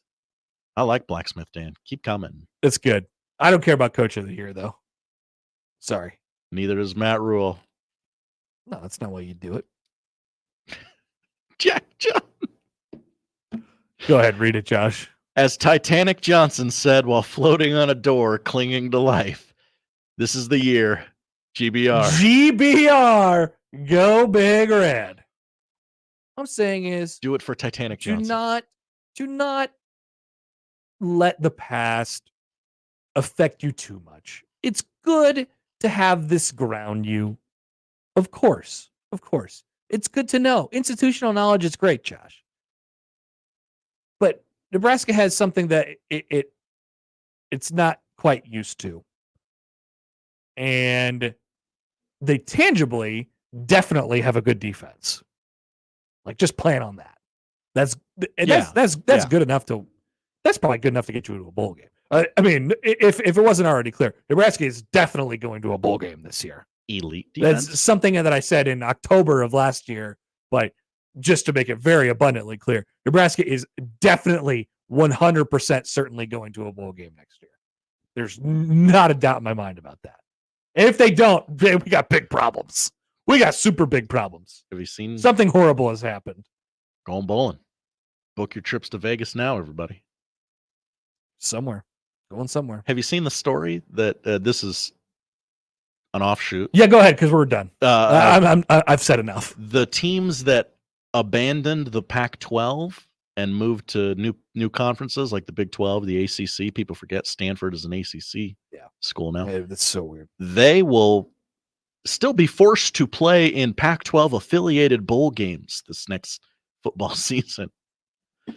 We live in such a weird world, man. Very weird. Nobody, the rules don't mean anything. College football doesn't make any sense at all. All right, we'll be back. Jacob Bigelow will join us at the top of the hour to talk some hoops. We'll see if I can guilt trip him into taking the Nebraska over too. Still plenty to come on the Connor Happer Show on 1620 The Zone. Welcome back to Saul's Jewelry and Loan. We're at 72nd and Maple, and I found my best friend, Tori, who she doesn't want to be called the queen of jewelry, but she knows everything here. What should people expect when they stop in here today, right before Valentine's Day? You can shop for your sweetheart and save at Saul's Jewelry and Loan. All jewelry is up to 50% off now through Valentine's Day. Rings, pendants, earrings, bracelets, chains, and more. Gold, platinum, silver, diamonds, emeralds, rubies, sapphires, and heart-shaped jewelry. Huge selection. Save on designer jewelry, handbags, wallets, belts, and shoes. We also have great gifts for the guys. Save on watches, tools, guns, TVs, computers, guitars, video games, everything you can think of. Saul's has it all. All right, now you're looking for a gift for the man because there's a lot of ladies in here. What are you going with? I'm going with automotive. We've got great car stereos. We've got great guitars for them. We have motorcycle helmets. We have just about everything a man could want is in this store. Thanks, Tori. You're welcome. You guys have a great day. All right, come in and say hello to Tori. She's at 72nd and Maplewood, Saul's Jewelry and Loan. You can't beat it. Day before Valentine's Day. Find a gift today. I'm Gary Sharp on 1620 The Zone. Remember, no matter how you listen, it's still AM radio. 1620, The Zone. Host is roasting every morning. Host is roasting every day. Put your coffee department in good hands with Host Coffee Service, providing direct delivery and loaned coffee equipment with service programs. If you're ready to change to a better coffee provider, it's time for Host Coffee. Omaha's best coffee since 1972. Host Coffee is always roasting something good for you. O'Reilly. You've got questions? O'Reilly Auto Parts has answers. Need a pro you can trust? We've got that too. No matter what you need, our professional parts people have the training and expertise to help you do things right. Deep automotive knowledge. Just one part that makes O'Reilly stand apart. The professional parts people. O'Reilly Auto Parts. Wesley Financial Group is not a law firm. This story is called The Ugly Truth About Timeshare. If you think you've done your family a favor by buying a timeshare, you need my help. Hello, I'm Chuck McDowell, founder of Wesley Financial Group. 10 years ago, I started helping folks cancel their timeshare. In the process, started what's now called the timeshare cancellation industry. The ugly truth is when you buy a timeshare, you can't tell me how much it's going to cost or when it's going to end. I recently helped a couple that had their maintenance fees go from $800 to $3,200 a year. They also received a $4,000 assessment for a hurricane that was over 1,000 miles away. Sound crazy? The crazy thing is this never ends. Call my office now. If we take you as a client, I guarantee we'll cancel your timeshare or you'll pay nothing. Call for your free information kit. Call 800-462-3333. That's 800-462-3333. 800-462-3333. Wake up. Breakfast. And Nature Made vitamins. Whatever your morning sounds like, Nature Made fits right in. Whether you're looking for vitamin C or a multivitamin to get key nutrients, we've got you covered. Now that's a good morning. We take care of you so you can take on your day. Start your day with Nature Made, the #1 pharmacist-recommended vitamin and supplement brand.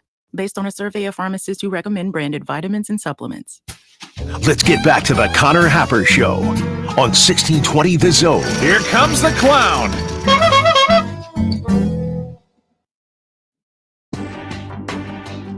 All right, so once again, mark me down. February 13th, I said a lot of things about Nebraska football that I can't take back. Many of them are written.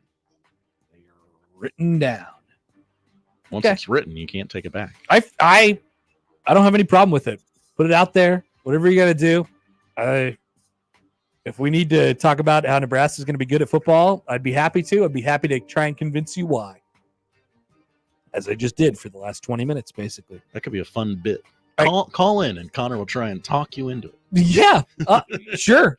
I mean, Pete, we get a lot of texts from people already who are like, you know what? All right, sure. I kind of buy this. Tell me why they're not going to be good. And if you're like, oh, well, of course, this is really easy. It's history. It's really, we're Nebraska football fans. We only have pain and sadness. Do you remember the time when Nebraska won all of the time? It wasn't that long ago. I do still remember that. Yes.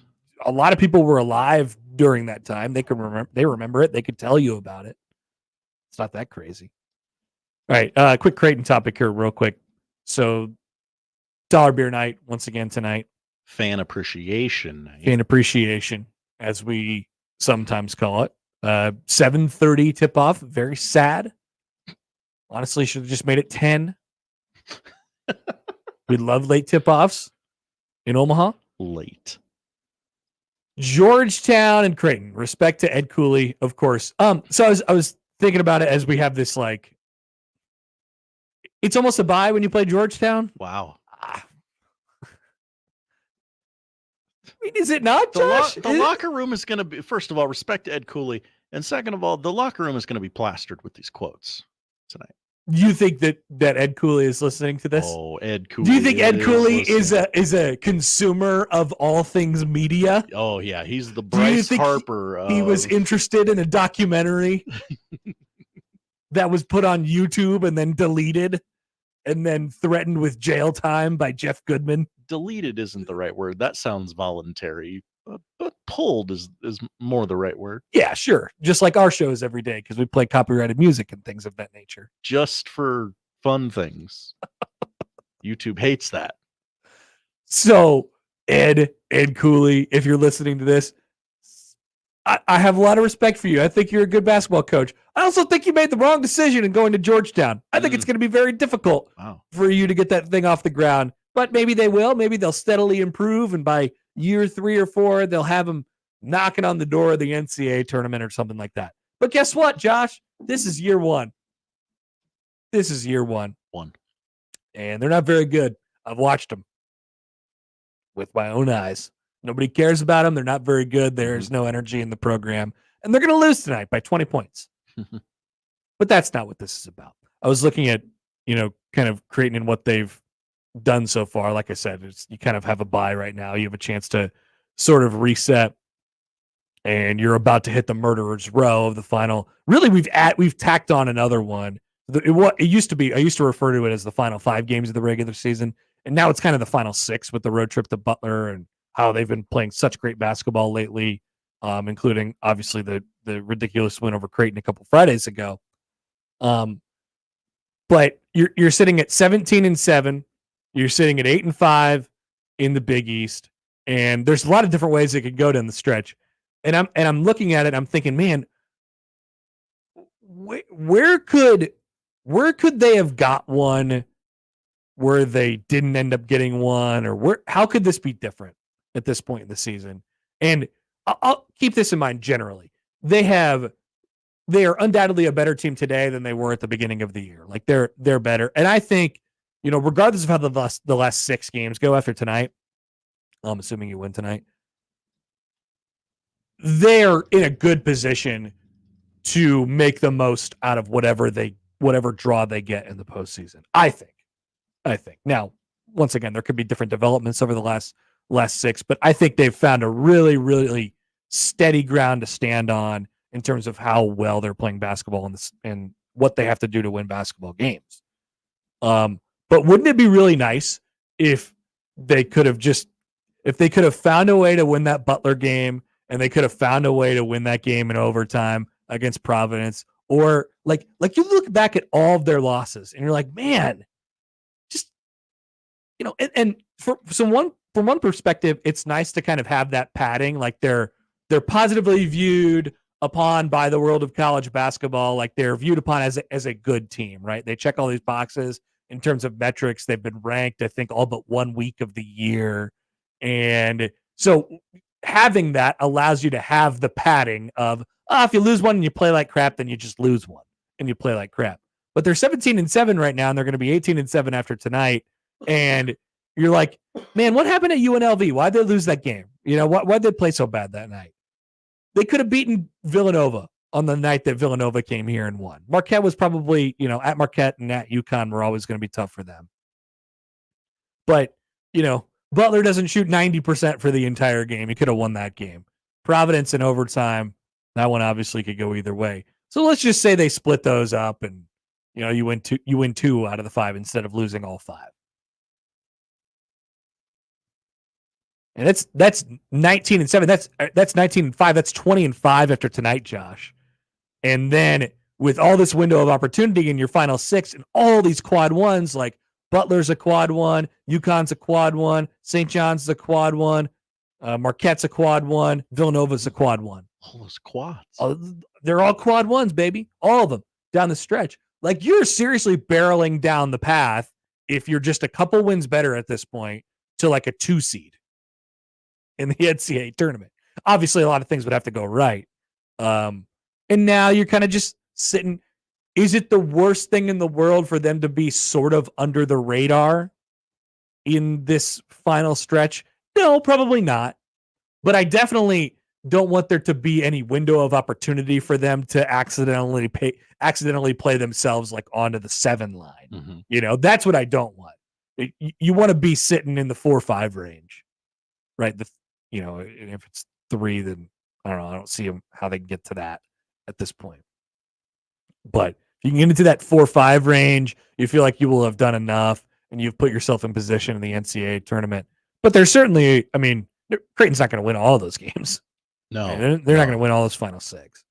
So win tonight, play your game, do what you're supposed to do, take care of business. Maybe you get off the floor for 10 minutes, 15 minutes. Yeah. Probably not 15. But I mean, like tonight has no impact on what they're going to be at the end of the year. Right. Unless you lose it, of Unless course, you lose, yeah. which God help us. Greg 3Gs has 3Gs responded. What do you mean 3Gs? 3Gs? GREGG. Greg. 3Gs. Oh, that's People I forget usually about- call it a 2G. People forget about the first G in Greg. Sounds like an apologist. Could have, but didn't. I'm an apologist for many things. Many things. Okay. Creighton basketball, Nebraska Okay. basketball. Okay. You're not denying it. Like, well, I guess I'm not apologizing. Yeah. You're saying they're gonna have there's a couple regrets you're gonna have. Yes. At the end of the season. Why is that controversial?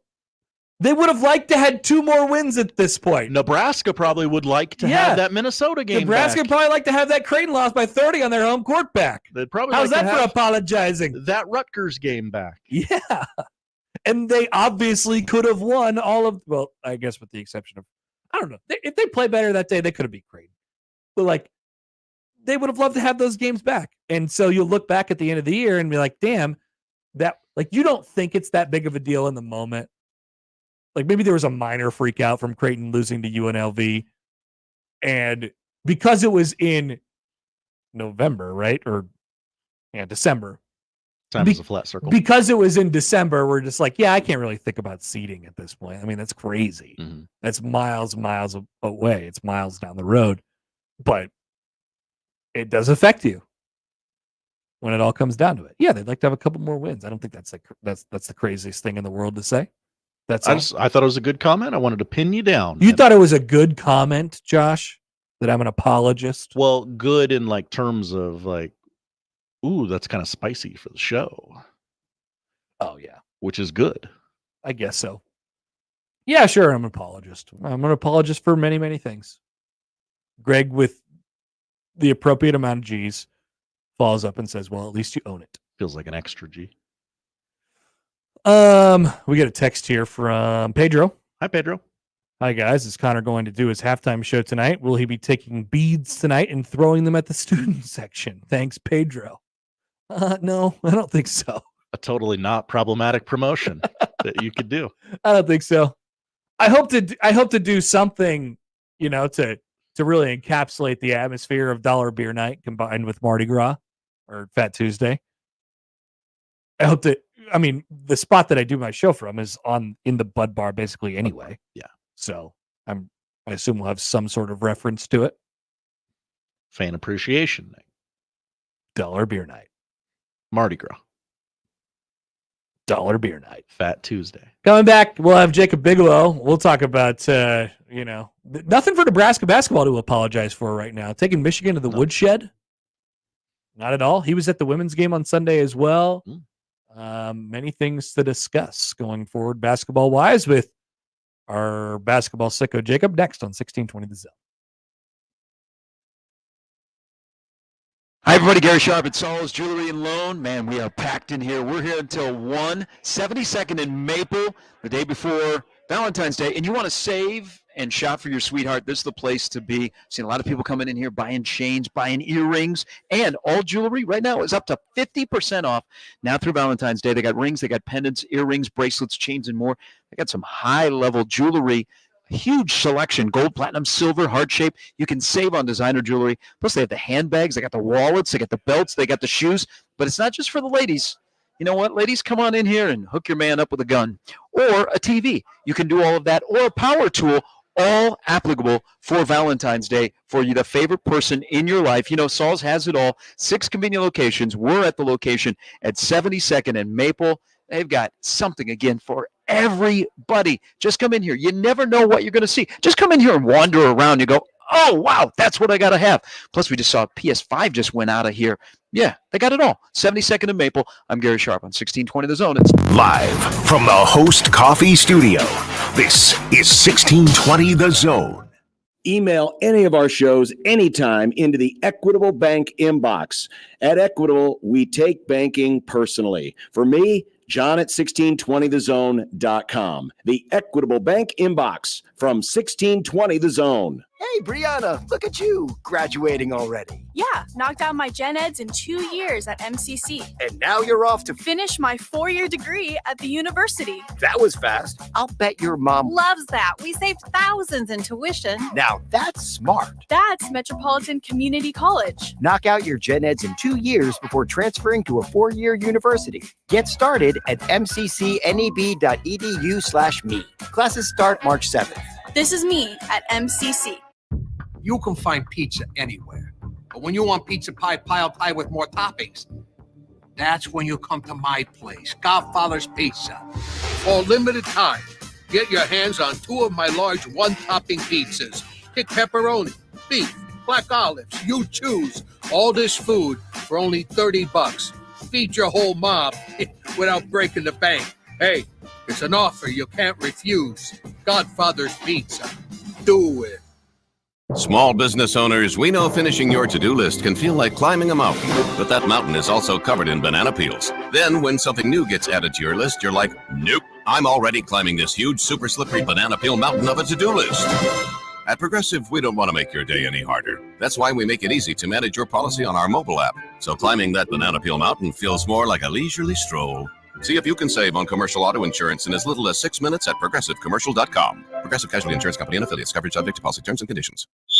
Tickets for less. Best seats, best prices, no service fees. Shop ticketsforless.com. KOZN Bellevue, Omaha, Council Bluffs. This is 1620 The Zone.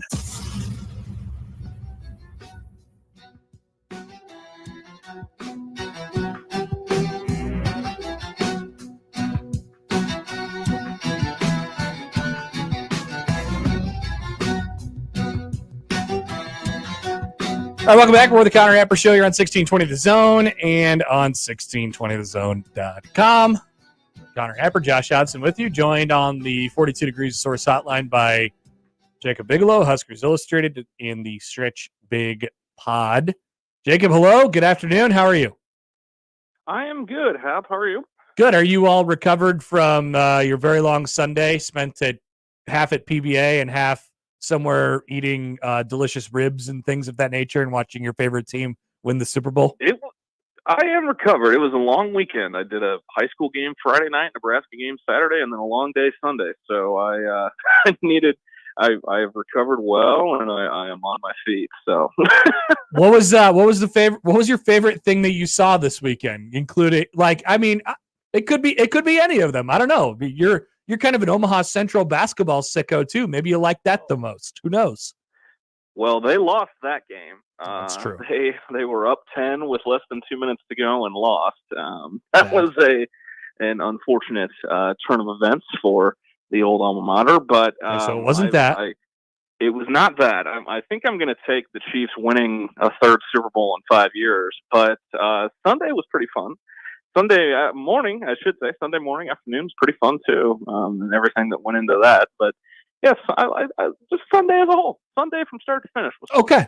Yeah, it was a good day. What did you sort of take away from, whether it was the atmosphere, the experience, we were talking about it a little bit afterwards, but you've been in the building for a lot of the most charged up games that anybody's ever seen in that building. And that one was just so unique. It was so much different than any of those. I guess what were some of your takeaways from that, the women's game on Sunday? Well, that's definitely that. I mean, that was different from any atmosphere I'd seen in that building. And I made the comparison yesterday on the morning show, but I mean, it felt like a state tournament game on steroids.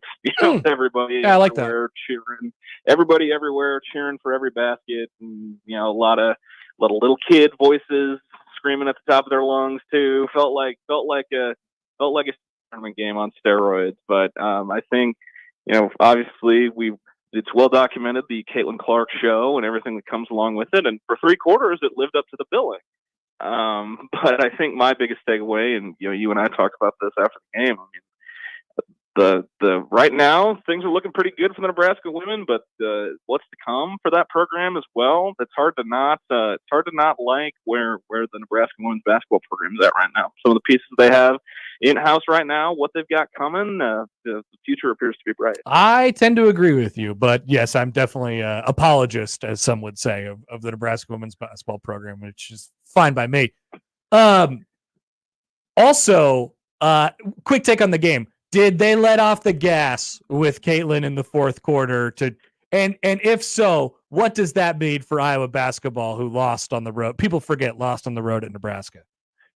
It sure looked like it to me, and I don't know if I can speak in absolutes, but I mean she was definitely not nearly as aggressive as I would have, as we've seen her look in plenty of games before. Looked a little passive. She was definitely looking to distribute more, than they had some good shots from people not named Caitlin Clark, and they missed them. They missed most of them, but I think it definitely looked like it until probably when they cut the lead to 5, and then it was, she was chucking, and she missed all her shots down the stretch too. So I thought Saturday night was pretty good at Pinnacle Bank Arena as well. I spent the majority of that game sitting on my couch laughing hysterically about Nebraska just absolutely bludgeoning Michigan in basketball in the first half, and where they scored 45 points basically in the first 15 minutes, and then kind of just basically coasted the rest of the entire game. I had a lot of fun with that. And that was Fred. I know Fred said after the game that was how it's supposed to look. I don't know if it's supposed to look that good, but obviously that was a perfect picture for them on Saturday night. Oh yeah, absolutely. And what stood out to me the most was, those first half sequences with ball movement and making the extra pass, whether it was to Gary cutting to the rim for the dunk or Mass for the top of the key 3. It was like, who are these guys? Where has this been? Like, is it because they're playing a dumpster fire, or is it like it was? There's definitely a bad team. Definitely a bad team. Bad team, bad situation, but this is not big hail to the victors overreaction. So we don't need to talk at length about Jawan and that whole deal. But that on offense for about 15 minutes of that half, I think that's more what Fred was referring to, the aesthetic of how it looked, the ball movement, the cutting, all of that stuff, and it was thoroughly entertaining. The rest of the game wasn't very aesthetically pleasing, but Nebraska took care of business at home, which is what they need to do down the stretch. There's a lot of people who want to we'll go back and we'll revisionist history all these games, and we'll say, hey, if that guy's on or if that guy's not on, that's the reason Nebraska wins, or that's the reason Nebraska loses. And they kind of, it's been invariably different guys throughout the entire season. Like we've seen it with Tominaga, we've seen it with Mast, we've seen it with Gary, we've seen it with Bryce Williams and Alec now as well, who had a great game on Saturday night with his energy. Who would you attribute to Nebraska's best formula combined with that person playing well? Like what does that picture have to look like for Nebraska to be at their best? That's a great question, Hap. That is it's kind of the $1 million question right now. I think it's got to be some combination of Mast being, Mast playing inside out, Juwan Gary, doing his junkyard dog stuff, and then Tominaga hitting shots. He doesn't have to be the focal point, but I think those three are that's the winning formula, some combination of it all. And we've heard Fred say that he's admitted he sounds like a broken record, saying it all comes down to turnovers and rebounds, and that's where Mast and Jawan come in too. But I think it kind of starts and ends with those three in my book. Well, there's a reason that all year we've basically been saying, hey, this team has to be greater than the sum of their parts. Now there is we've seen the downside to it too, and it's that you don't necessarily you can get options of go-to scoring guys depending on the night, or you could also just kind of have that disappear from your repertoire. I'm interested to see sort of when it gets to important stuff for Nebraska, what they decide to do and where they decide to go. But I mean, if we're looking at it realistically over the last 5-6 games here, that doesn't really have to reveal itself. They could play good team basketball and finish this thing off the right way.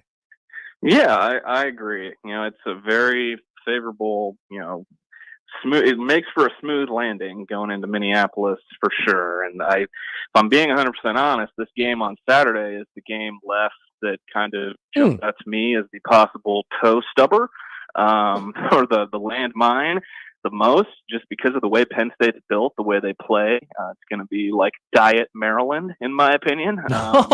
Nice. Because they're really athletic. They're really long. They've got some small but really skilled guards who can get after you, and they're going to crash the boards.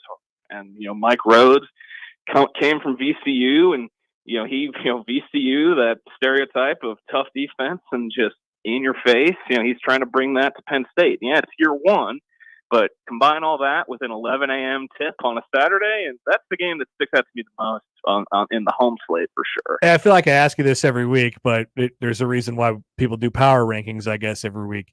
All right, so Purdue and then everybody else is certainly my power ranking, but I guess in this case you have to name the you don't have to go through team by team, but like, what does it look like at the top for you right now with following Purdue?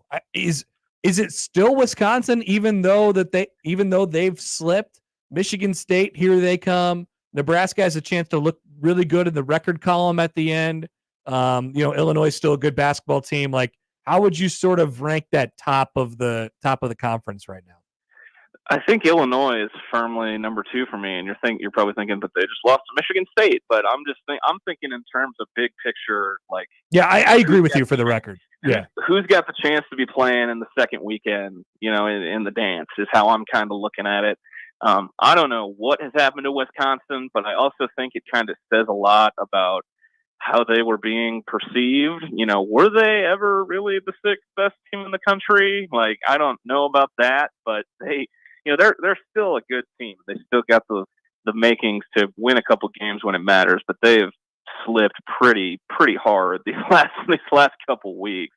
And Michigan State's making a case. We've heard Izzo. We heard Izzo say it.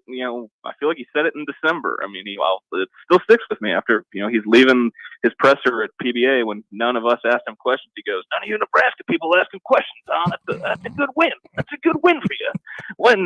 And now that win is aging very well because they're surging and they're making a run. And Izzo has said they're going to make a run at some point, and it might be here. Okay, let's go on the other side.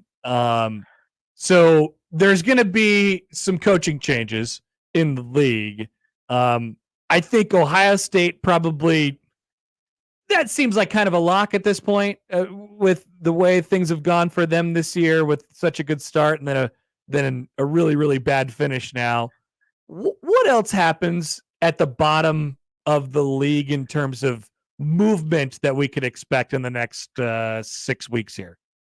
Well, if you happen to look at the 3 road games remaining on Nebraska's schedule, there is a common thread between the 3, being Indiana, Ohio State, Michigan, and that is fan base apathy toward the head coach has set in at all 3 of those places. Indiana's fans, they respect to Mike Woodson. He's an alum. He, was never seen as the long-term, fix. They are itching for the Dusty May era to kick off as quick as they can.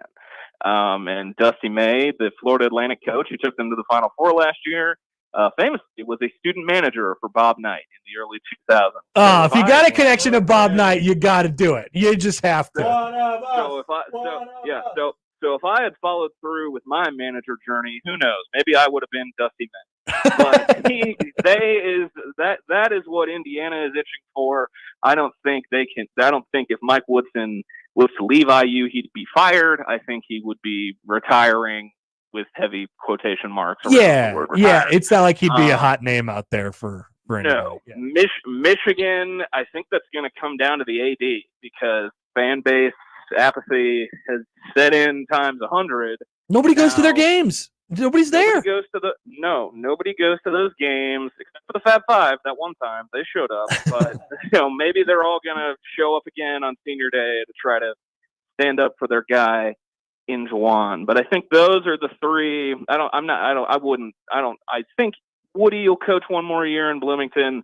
But Michigan and Ohio State for sure, those have my attention. And then they're not in the conference yet, but a couple of those West Coast schools that are coming to the league next year, they also have my attention. There could be quite a cast of new coaches joining the Big Ten at Big Ten Basketball Media Day in Vegas next fall. Is that where it is? Oh my God. No, that's no. Oh God, I was going to say that's been announced already. That's crazy. No, that's just me. That's just me projecting. That's just me. That's me projecting for them looking to go west. So could be a whole new cast of characters. Okay, so we're already off on the tangent. Is UCLA a desirable basketball job at where it's a blue blood program and you're always like a good coach away, but we know that their life is about to change drastically and we know the financial issues and all this stuff. Like what kind of person takes and desires that job right now? You gotta have a ton of connections to that area and those AAU programs, everything in that area, which makes the Mick Cronin hire make even less sense. So confusing about it. He can, but when you think back to it, he was also like their 10th choice during that coaching search. But you got to be connected to West Coast, the AAU, the Compton Magic, AAUs of the world and that sort of thing. And the biggest thing we've heard Mick talk about is NIL too. There's a lot at work. People around here want to make jokes about a certain fan base being very wine and cheese. Turn on a UCLA game. Poly Pavilion is the ultimate wine and cheese, bougie. It's not much of there's not much of an atmosphere going on there. And I think, you got to be a West Coast guy with plenty of ties to the area and maybe a little bit of a fondness for history to want the UCLA job. Yeah, they still think John Wooden's going to come back at some point and be like, hey, let's go do this. Let's go win 1, 2, 3 team. Yeah, the Big Ten is going to have Nebraska football, Indiana basketball, and UCLA basketball, all longing for the good old days once July 1st hits. That's a good point. And that's no slide at Nebraska football. That's just facts. That's just a lot of people, Jacob, remembering things all the time. Yes. A lot of remember when. A lot of that's the country song, right? Remember when. Thank you. I was wondering if you were going to go there. We appreciate that. Now we have that audio forever, which is great. Yes, you do. Whenever my open is concocted, you can throw that in there. There you go. Get on it, Josh. All right. Waiting for you to say something. Jacob, appreciate it as always, my friend. We'll talk to you soon. Yep. Thanks, Hap. Appreciate it like always. Thanks, guys. Jacob Bigelow, Huskers Illustrated in the Stretch Big pod. You could hear his random musings on the pod each week. Love amusing. Oh, yeah. He's got them, too. All right. He's got plenty of them. Lots of thoughts on coaching searches and things of that nature. Joel tweeted us a good one here. So I asked Jacob about, the idea of, is there a guy with Nebraska basketball here? Like, if that guy's on, then this is when they're at their best. Is there a correlation between a dude playing well and Nebraska being at their best? Joel says the following: against Power 6 opponents, so for Nebraska this year, it's been Big Ten teams plus Creighton plus K-State plus Oregon State. Nebraska is 9-2 when Rink Mast has 3 or more assists. Oh. They lost at Minnesota and Maryland. They are 1-6 when Mast has less than 3 assists. Oregon State being the only win, which they were going to win anyway because Oregon State stinks. In Big Ten play, they're 7-2 when Mast has 3+ assists and 0-5 if he has less than 3. So Mast facilitating. It's once again, it's amazing.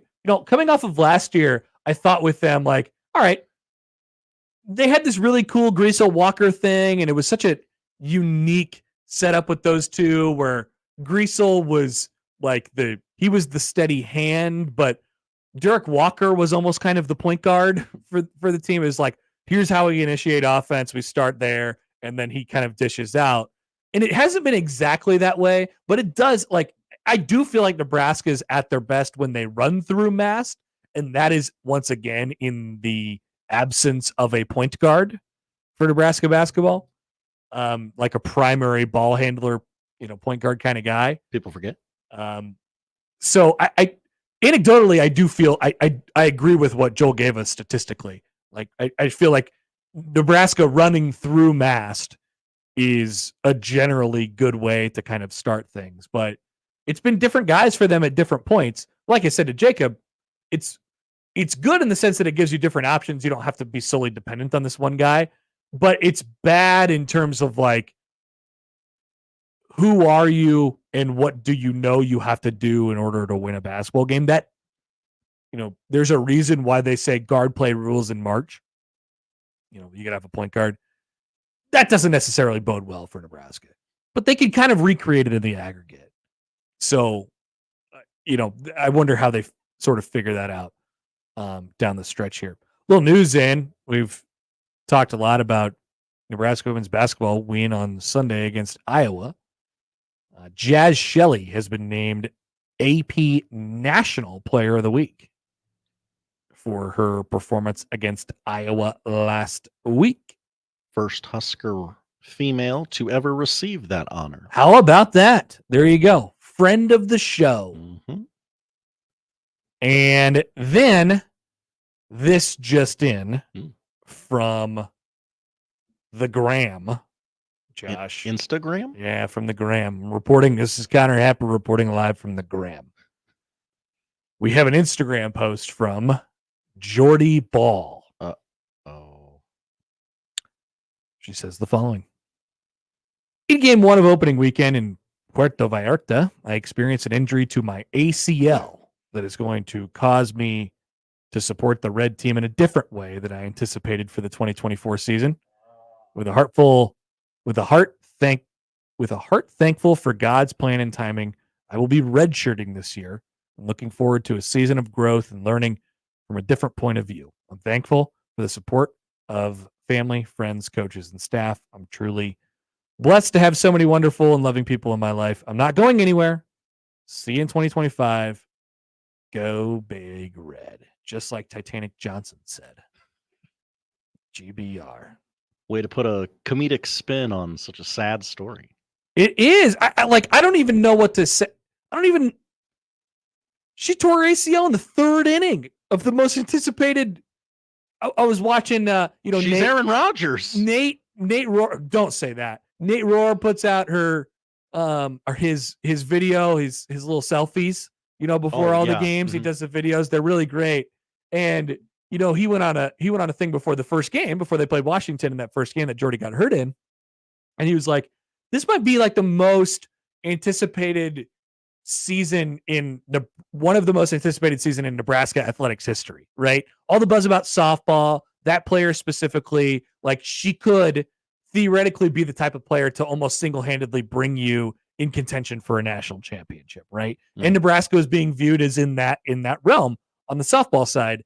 And man, if you're like, well, here's the deal though, Nebraska, this will find a way to not work out. Nebraska is cursed in all these various different ways. You're like point in my category today. Didn't even play a game in America. That is unbelievable. It is unbelievable. I tell you guys, I saw the video and I'm like, oh, no. That's not an ankle. That is not an ankle injury. And so what happened is they she couldn't get an MRI there. She's not Gus Fring. She doesn't have like a standby hospital sitting there for her. So it's like, let's just wait, hang on. We'll get back. We'll do the MRI. We'll take care of the whole thing. And I was told these resorts were all inclusive. Did you see where they were playing? I'm playing like a city park. Oh, really? Yeah, it was like that's what it looked like anyway. Mm-hmm. It didn't look like outstanding facilities down there. Like some of those Big East venues Creighton goes to. Yeah, kind of. And so they're like, all right, let's get it all taken care of back here. And their worst fears were realized. Jordy Ball is out for the season. Man, that's ridiculous. So if you have any reaction to that and how Nebraska is cursed in these varieties of these, I mean, maybe it's just in the category of like, we can't have nice things. Look at all these look at all this great stuff, that the great pub that's coming from what happened on Sunday at Pinnacle Bank Arena. Oh, by the way, Jordy Ball tore ACL. Here's a good thing. Here's a good thing. Here's a good thing. Here's a gut punch. It's crazy stuff. All right, we'll come back. A couple more things to get to before we get out of here. Connor Happer Show, 1620 The Zone. Previously on Unsportsmanlike Conduct. An attorney over in Iowa named Van Plum is now requesting the state of Iowa. Name. Okay, I shouldn't. See, here's a serious story, and you guys are hung up on Van Plum. That's a character in the board game Clue. Van Plum did it in the office with a club stick. What's a club stick? I don't know. I couldn't think of anything. Unsportsmanlike Conduct with John Bishop and Josh Peterson. Weekdays 2 to 6 on 1620 The Zone. Your Omaha area forecast from the Godfather's Pizza Weather Center and KETV News Watch 7 on 1620 The Zone. Well, the clouds are heading out and the sunshine will be beaming down this afternoon with a high temperature in the low 50s. Clear skies overnight, waking up tomorrow morning to a temperature around 30 degrees. More clouds for tomorrow, but a warm temperature of 55 degrees for a high and a small chance of a shower for your Valentine's Day evening. I'm meteorologist Luke Vickery. KETV News Watch 7. You know what Mentality can help you with? Low energy, motivation, weight gain, muscle loss, fatigue, tired all the time, feeling anxious, moody, irritability, impatience, anxiety, and depression. Mentality can help you with their board-certified physicians and their testosterone treatments that can take care of you and get you back in the game. You can regain normal function and restore your ability to perform normally at all levels just by Mentality. Set up an appointment today. Go to lowtusa.com. Get back in the game. Don't sit on the sidelines and let Mentality lead the way. Your Creighton Blue Jays are back home tonight to take on Georgetown at 7:30 for Fan Appreciation Night. Limited tickets still available for tonight's matchup. Get yours in advance at gocreighton.com or in person at the CHI Health Center Omaha box office. Timmy, everybody. Great job. Next up, we have Samantha. 10 times better performance can make a big difference. Castrol Edge Motor Oil gives your engine 10 times better high-temperature performance. Castrol Edge, better oil for maximum performance. Now through March 4th, get 5 quarts of Castrol Edge or Edge High Mileage Full Synthetic and an oil filter for $36.99, only at AutoZone. Claim based on Sequence 3H test versus API SP test limits. Thanks for calling Discover. This is Gabby. Hey, Gabby. It's Jennifer Coolidge. Hi. I'm so glad I reached you at 2 a.m. Oh, of course. Anyone with a Discover card can call and talk to a real person 24/7. Now, how can I help? Yeah, I used my Discover card to buy these yellow pleather pajamas, and I'm just not sure I'm pulling them off. 24/7 U.S.-based customer service. It pays to Discover. Limitations apply. Learn more at discover.com/credit card. Tax Talk with Straight Talk. You give and you give. This tax season, you get with Straight Talk Wireless. You get a reliable 5G network and unlimited data and a new Samsung Galaxy A15 for just $99. So you can give your janky phone to your kid. Yeah! Good talk. Switch to Straight Talk for plans starting as low as $25 a line per month for 4 lines. Find us at Walmart and straighttalk.com. For network management practices, visit straighttalk.com. Device offer ends 4/14/24. In-store activation on single Silver Unlimited plan or higher required. Family plan discount with 4 lines, all on the Silver Unlimited plan. Taxes and fees apply. The Zone Hotline is powered by 42 Degrees. The Source. By your mom's house. Wake up. Breakfast. And Nature Made vitamins. Whatever your morning sounds like, Nature Made fits right in. Whether you're looking for vitamin C or a multivitamin to get key nutrients, we've got you covered. Now that's a good morning. We take care of you so you can take on your day.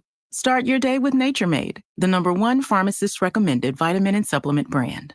Based on a survey of pharmacists who recommend branded vitamins and supplements. Cards issued by Sutton Bank and Celtic Bank members. FDIC terms and conditions apply. Are you the decision maker in your company? Consider this. For the first time in decades, there's a better option for a corporate card and spend management platform. Meet Ramp, the only corporate card and spend management system designed to help you spend less money so you can make more.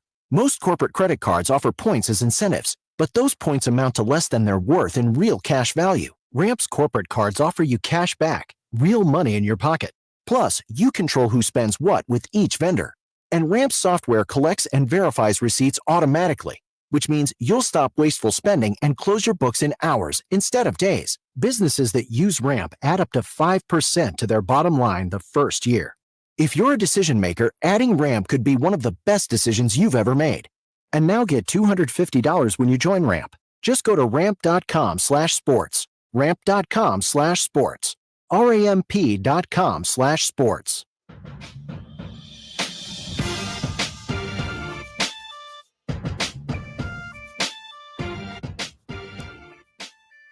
Couple of comments into the YouTube stream following the announcement that Jordy Ball is out for the remainder of Nebraska's softball season.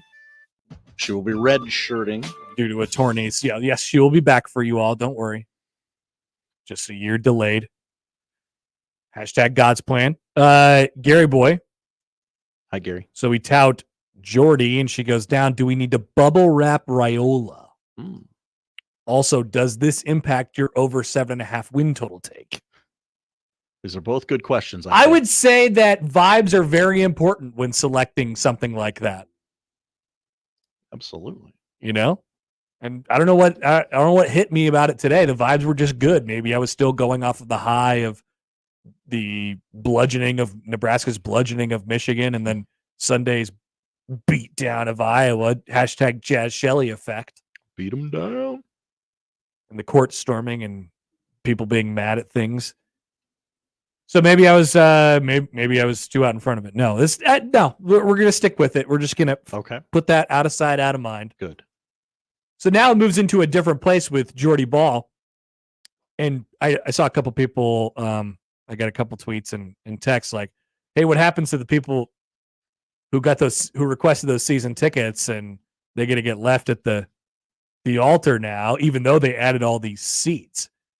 Or they're in the process of adding all these seats. I don't know what they'll do about that. I assume the demand goes down at least a little bit for it.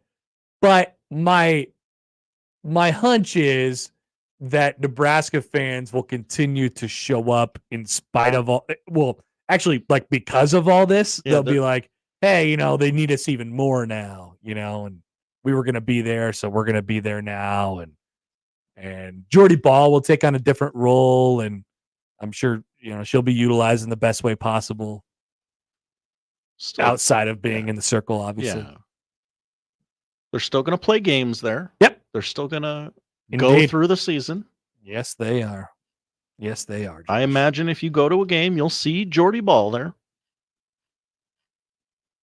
I imagine so, too. I imagine she'll be very, very present in what Nebraska softball does this year, even though she will not be on the field. 1.7 million people watched the Nebraska-Iowa game on Sunday, the most watched women's college basketball game in Fox Sports history. And then later that day, we didn't get to the actual details of the Super Bowl ratings yet, but here they are. It turns out that the Super Bowl that happened on Sunday, February 11th, was the most watched telecast in history. Even without all those incels who couldn't stand seeing Taylor Swift on their television. How many viewers did the moon landing get? This was comparable. What's that mean? I read in the article I don't remember the numbers. That's why I said comparable. Whatever the Super Bowl rating got finished just underneath the moon landing. What the moon landing got. I was hoping it'd beat the moon landing. Now that would be something you'd put in the graphic. I think so. Better than the moon landing. When you're touting your rating success, bigger than the moon landing. Here's from Forbes: the 123.4 million viewers that watched Kansas City beat San Francisco in overtime outrates last year's big game, which held the record for the most watched Super Bowl and the second most watched broadcast ever, at 115.1 million watchers, but fell short of the 150 million plus viewers that it would have needed to knock off the 1969 moon landing. Now that was carried on every network, though. Okay. So is that a combo? Is that a wombo combo? Uh-huh. Interesting. Here's the release from CBS Paramount. Who laid off a bunch of people today, by the way. Did they really? Yeah. In honor of them having the most watched broadcast ever of anything? I don't know, but 3% of people lost their job. Super Bowl 58 is the most watched program ever, averaging 123.4 million viewers across all platforms, up 7% from last year. More than 200 million viewers, 202.4 to be exact, watch all or part of Super Bowl 58 across networks. The highest unduplicated total since or in history, and up 10% from last year's Super Bowl. 120 million watched on just flat CBS, which assumingly means 3 million people watch SpongeBob? Does the Paramount Plus or NFL Plus count in these numbers yet? I know last year it took a while to get any streaming. Yeah, so data. they divided it between Paramount and SpongeBob? Yeah. No, I guess I did read that it was the most streamed Super Bowl of all time as well. So those numbers are Yes, that was released by Paramount as well. Super Bowl 58 is the most streamed Super Bowl in history, led by a record-setting audience on Paramount Plus, which nice of them to give us the number on that, but they did not do that. I heard it didn't have a great night, Paramount Plus. Yeah, a little buffery. Yeah, that's what I heard. Ooh, bad night. Bad night to be buffering, Josh. Definitely. The Super Bowl was also the most gambled on thing ever. Most watched and most gambled on. Congrats. $185.6 million wagered on Super Bowl 58 in Nevada casinos. Just in Nevada casinos. And I'm sure you're wondering, okay, how'd the casinos do? How'd the people do against the casinos? House always wins. Have you ever heard that before? House always wins? I have heard that. House won. Oh, really? Yeah. Shocker. Not by as much as you would think, though. No. So $185 million gambled just in the Vegas casinos, and the house came out on top by about $7 million. A nearly 4% return. I took a couple of shekels from the FanDuel Sportsbook. You take it and you get out. Mm-hmm. That's what you do. That's what people got a problem with. You didn't get out. I mean, most gambled on, most watched. What else? Any other superlatives when you throw in the Super Bowl? Excuse me. Most Taylor Swifted. Definitely. I don't know. Yep. No doubt about it. Most Taylor Swift. She was on screen for 56 seconds. That was, according to some, that was much too much. Far too much. 56 seconds. Get a grip. Do something else. Many would say that the people complaining about Taylor Swift would not last 56 seconds with any woman. God, I just don't. I couldn't care less how much they show her. They show famous people all the time.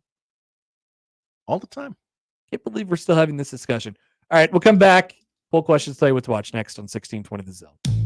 The best way to catch all the action is on 1620 The Zone. And no line for the bathroom. Many people go back to the dealership out of habit or because they think the dealer is the only one who knows how to fix their car. At Omaha Car Care, we offer a better option. We have ASE certified technicians, the technology to service any vehicle, and free loaner cars. The dealer will sell you a package of services. We'll provide the service you want for your car as your trusted partner. I'm Rick Betker, owner of Omaha Car Care, and we'll be along for the ride.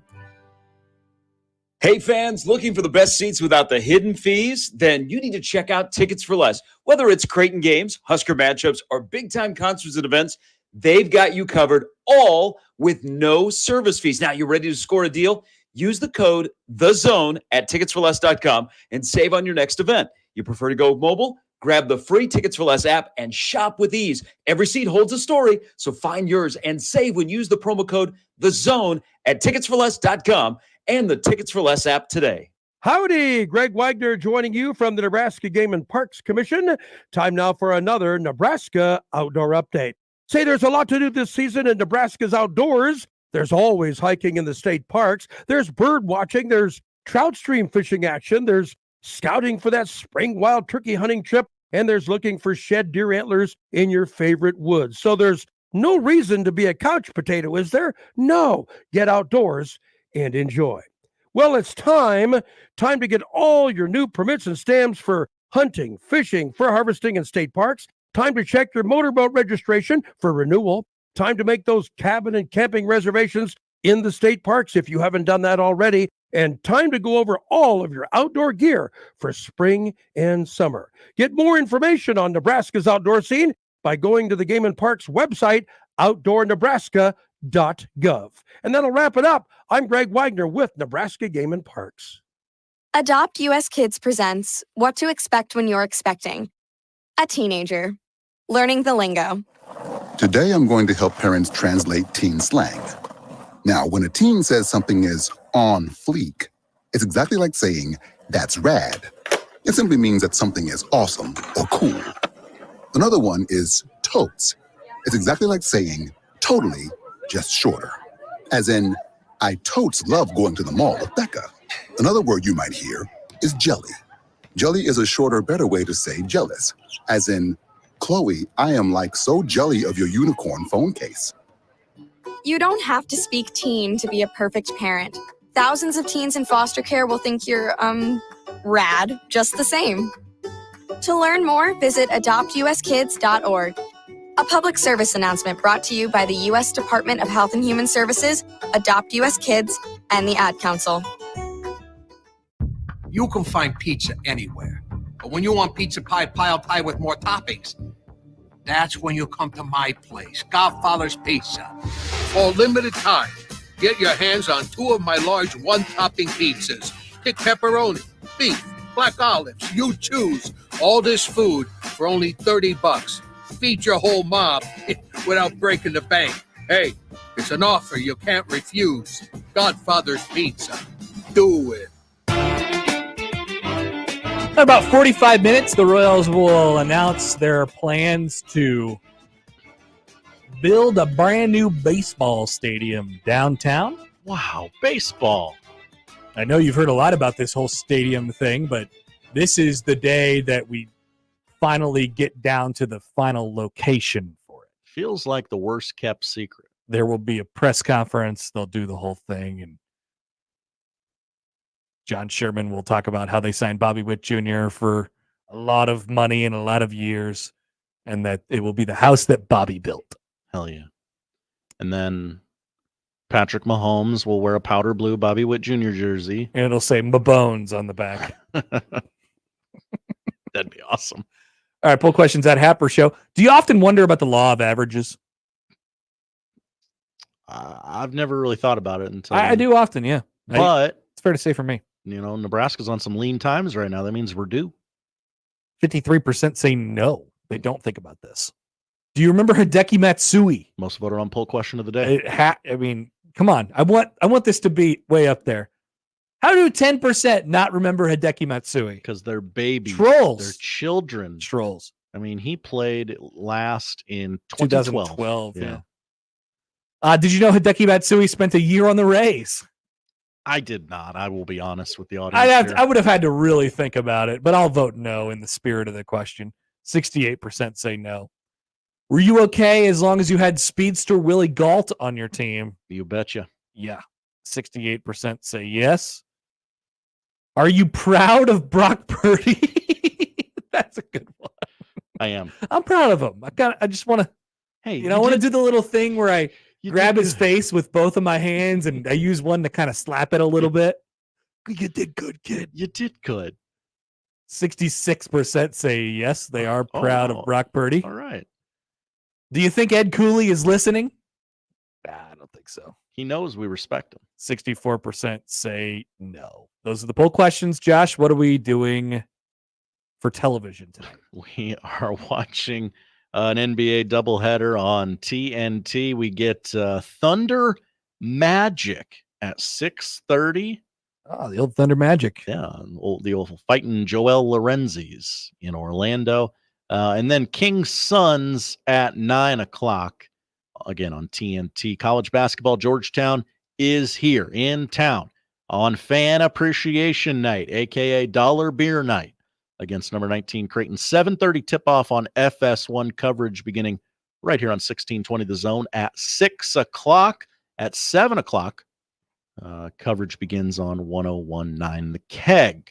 Number 4 Marquette is at Butler tonight, 5:30. Don't want to play at Butler. On FS1, tough place to play. The Hinkle. Play at Hinkle. Number 10 Iowa State at Cincinnati, 6 o'clock on ESPN2, followed by number 25 Oklahoma at number 12 Baylor. And then on Peacock tonight at 8 o'clock, Ohio State at number 20 Wisconsin. Can they stop the bleeding against the terrible, terrible Buckeyes? We'll see. Netflix has. I don't know. I really don't know. I don't know. I wish I knew. I don't. They're at home. Netflix has a new comedy special from Taylor Tomlinson. Have It All. In her third Netflix special, the After Midnight host talks about having your dream job, finding your perfect partner, and dealing with anxiety and insomnia. CBS has the return of their FBI slate of programming tonight. Season 6 of FBI at 7.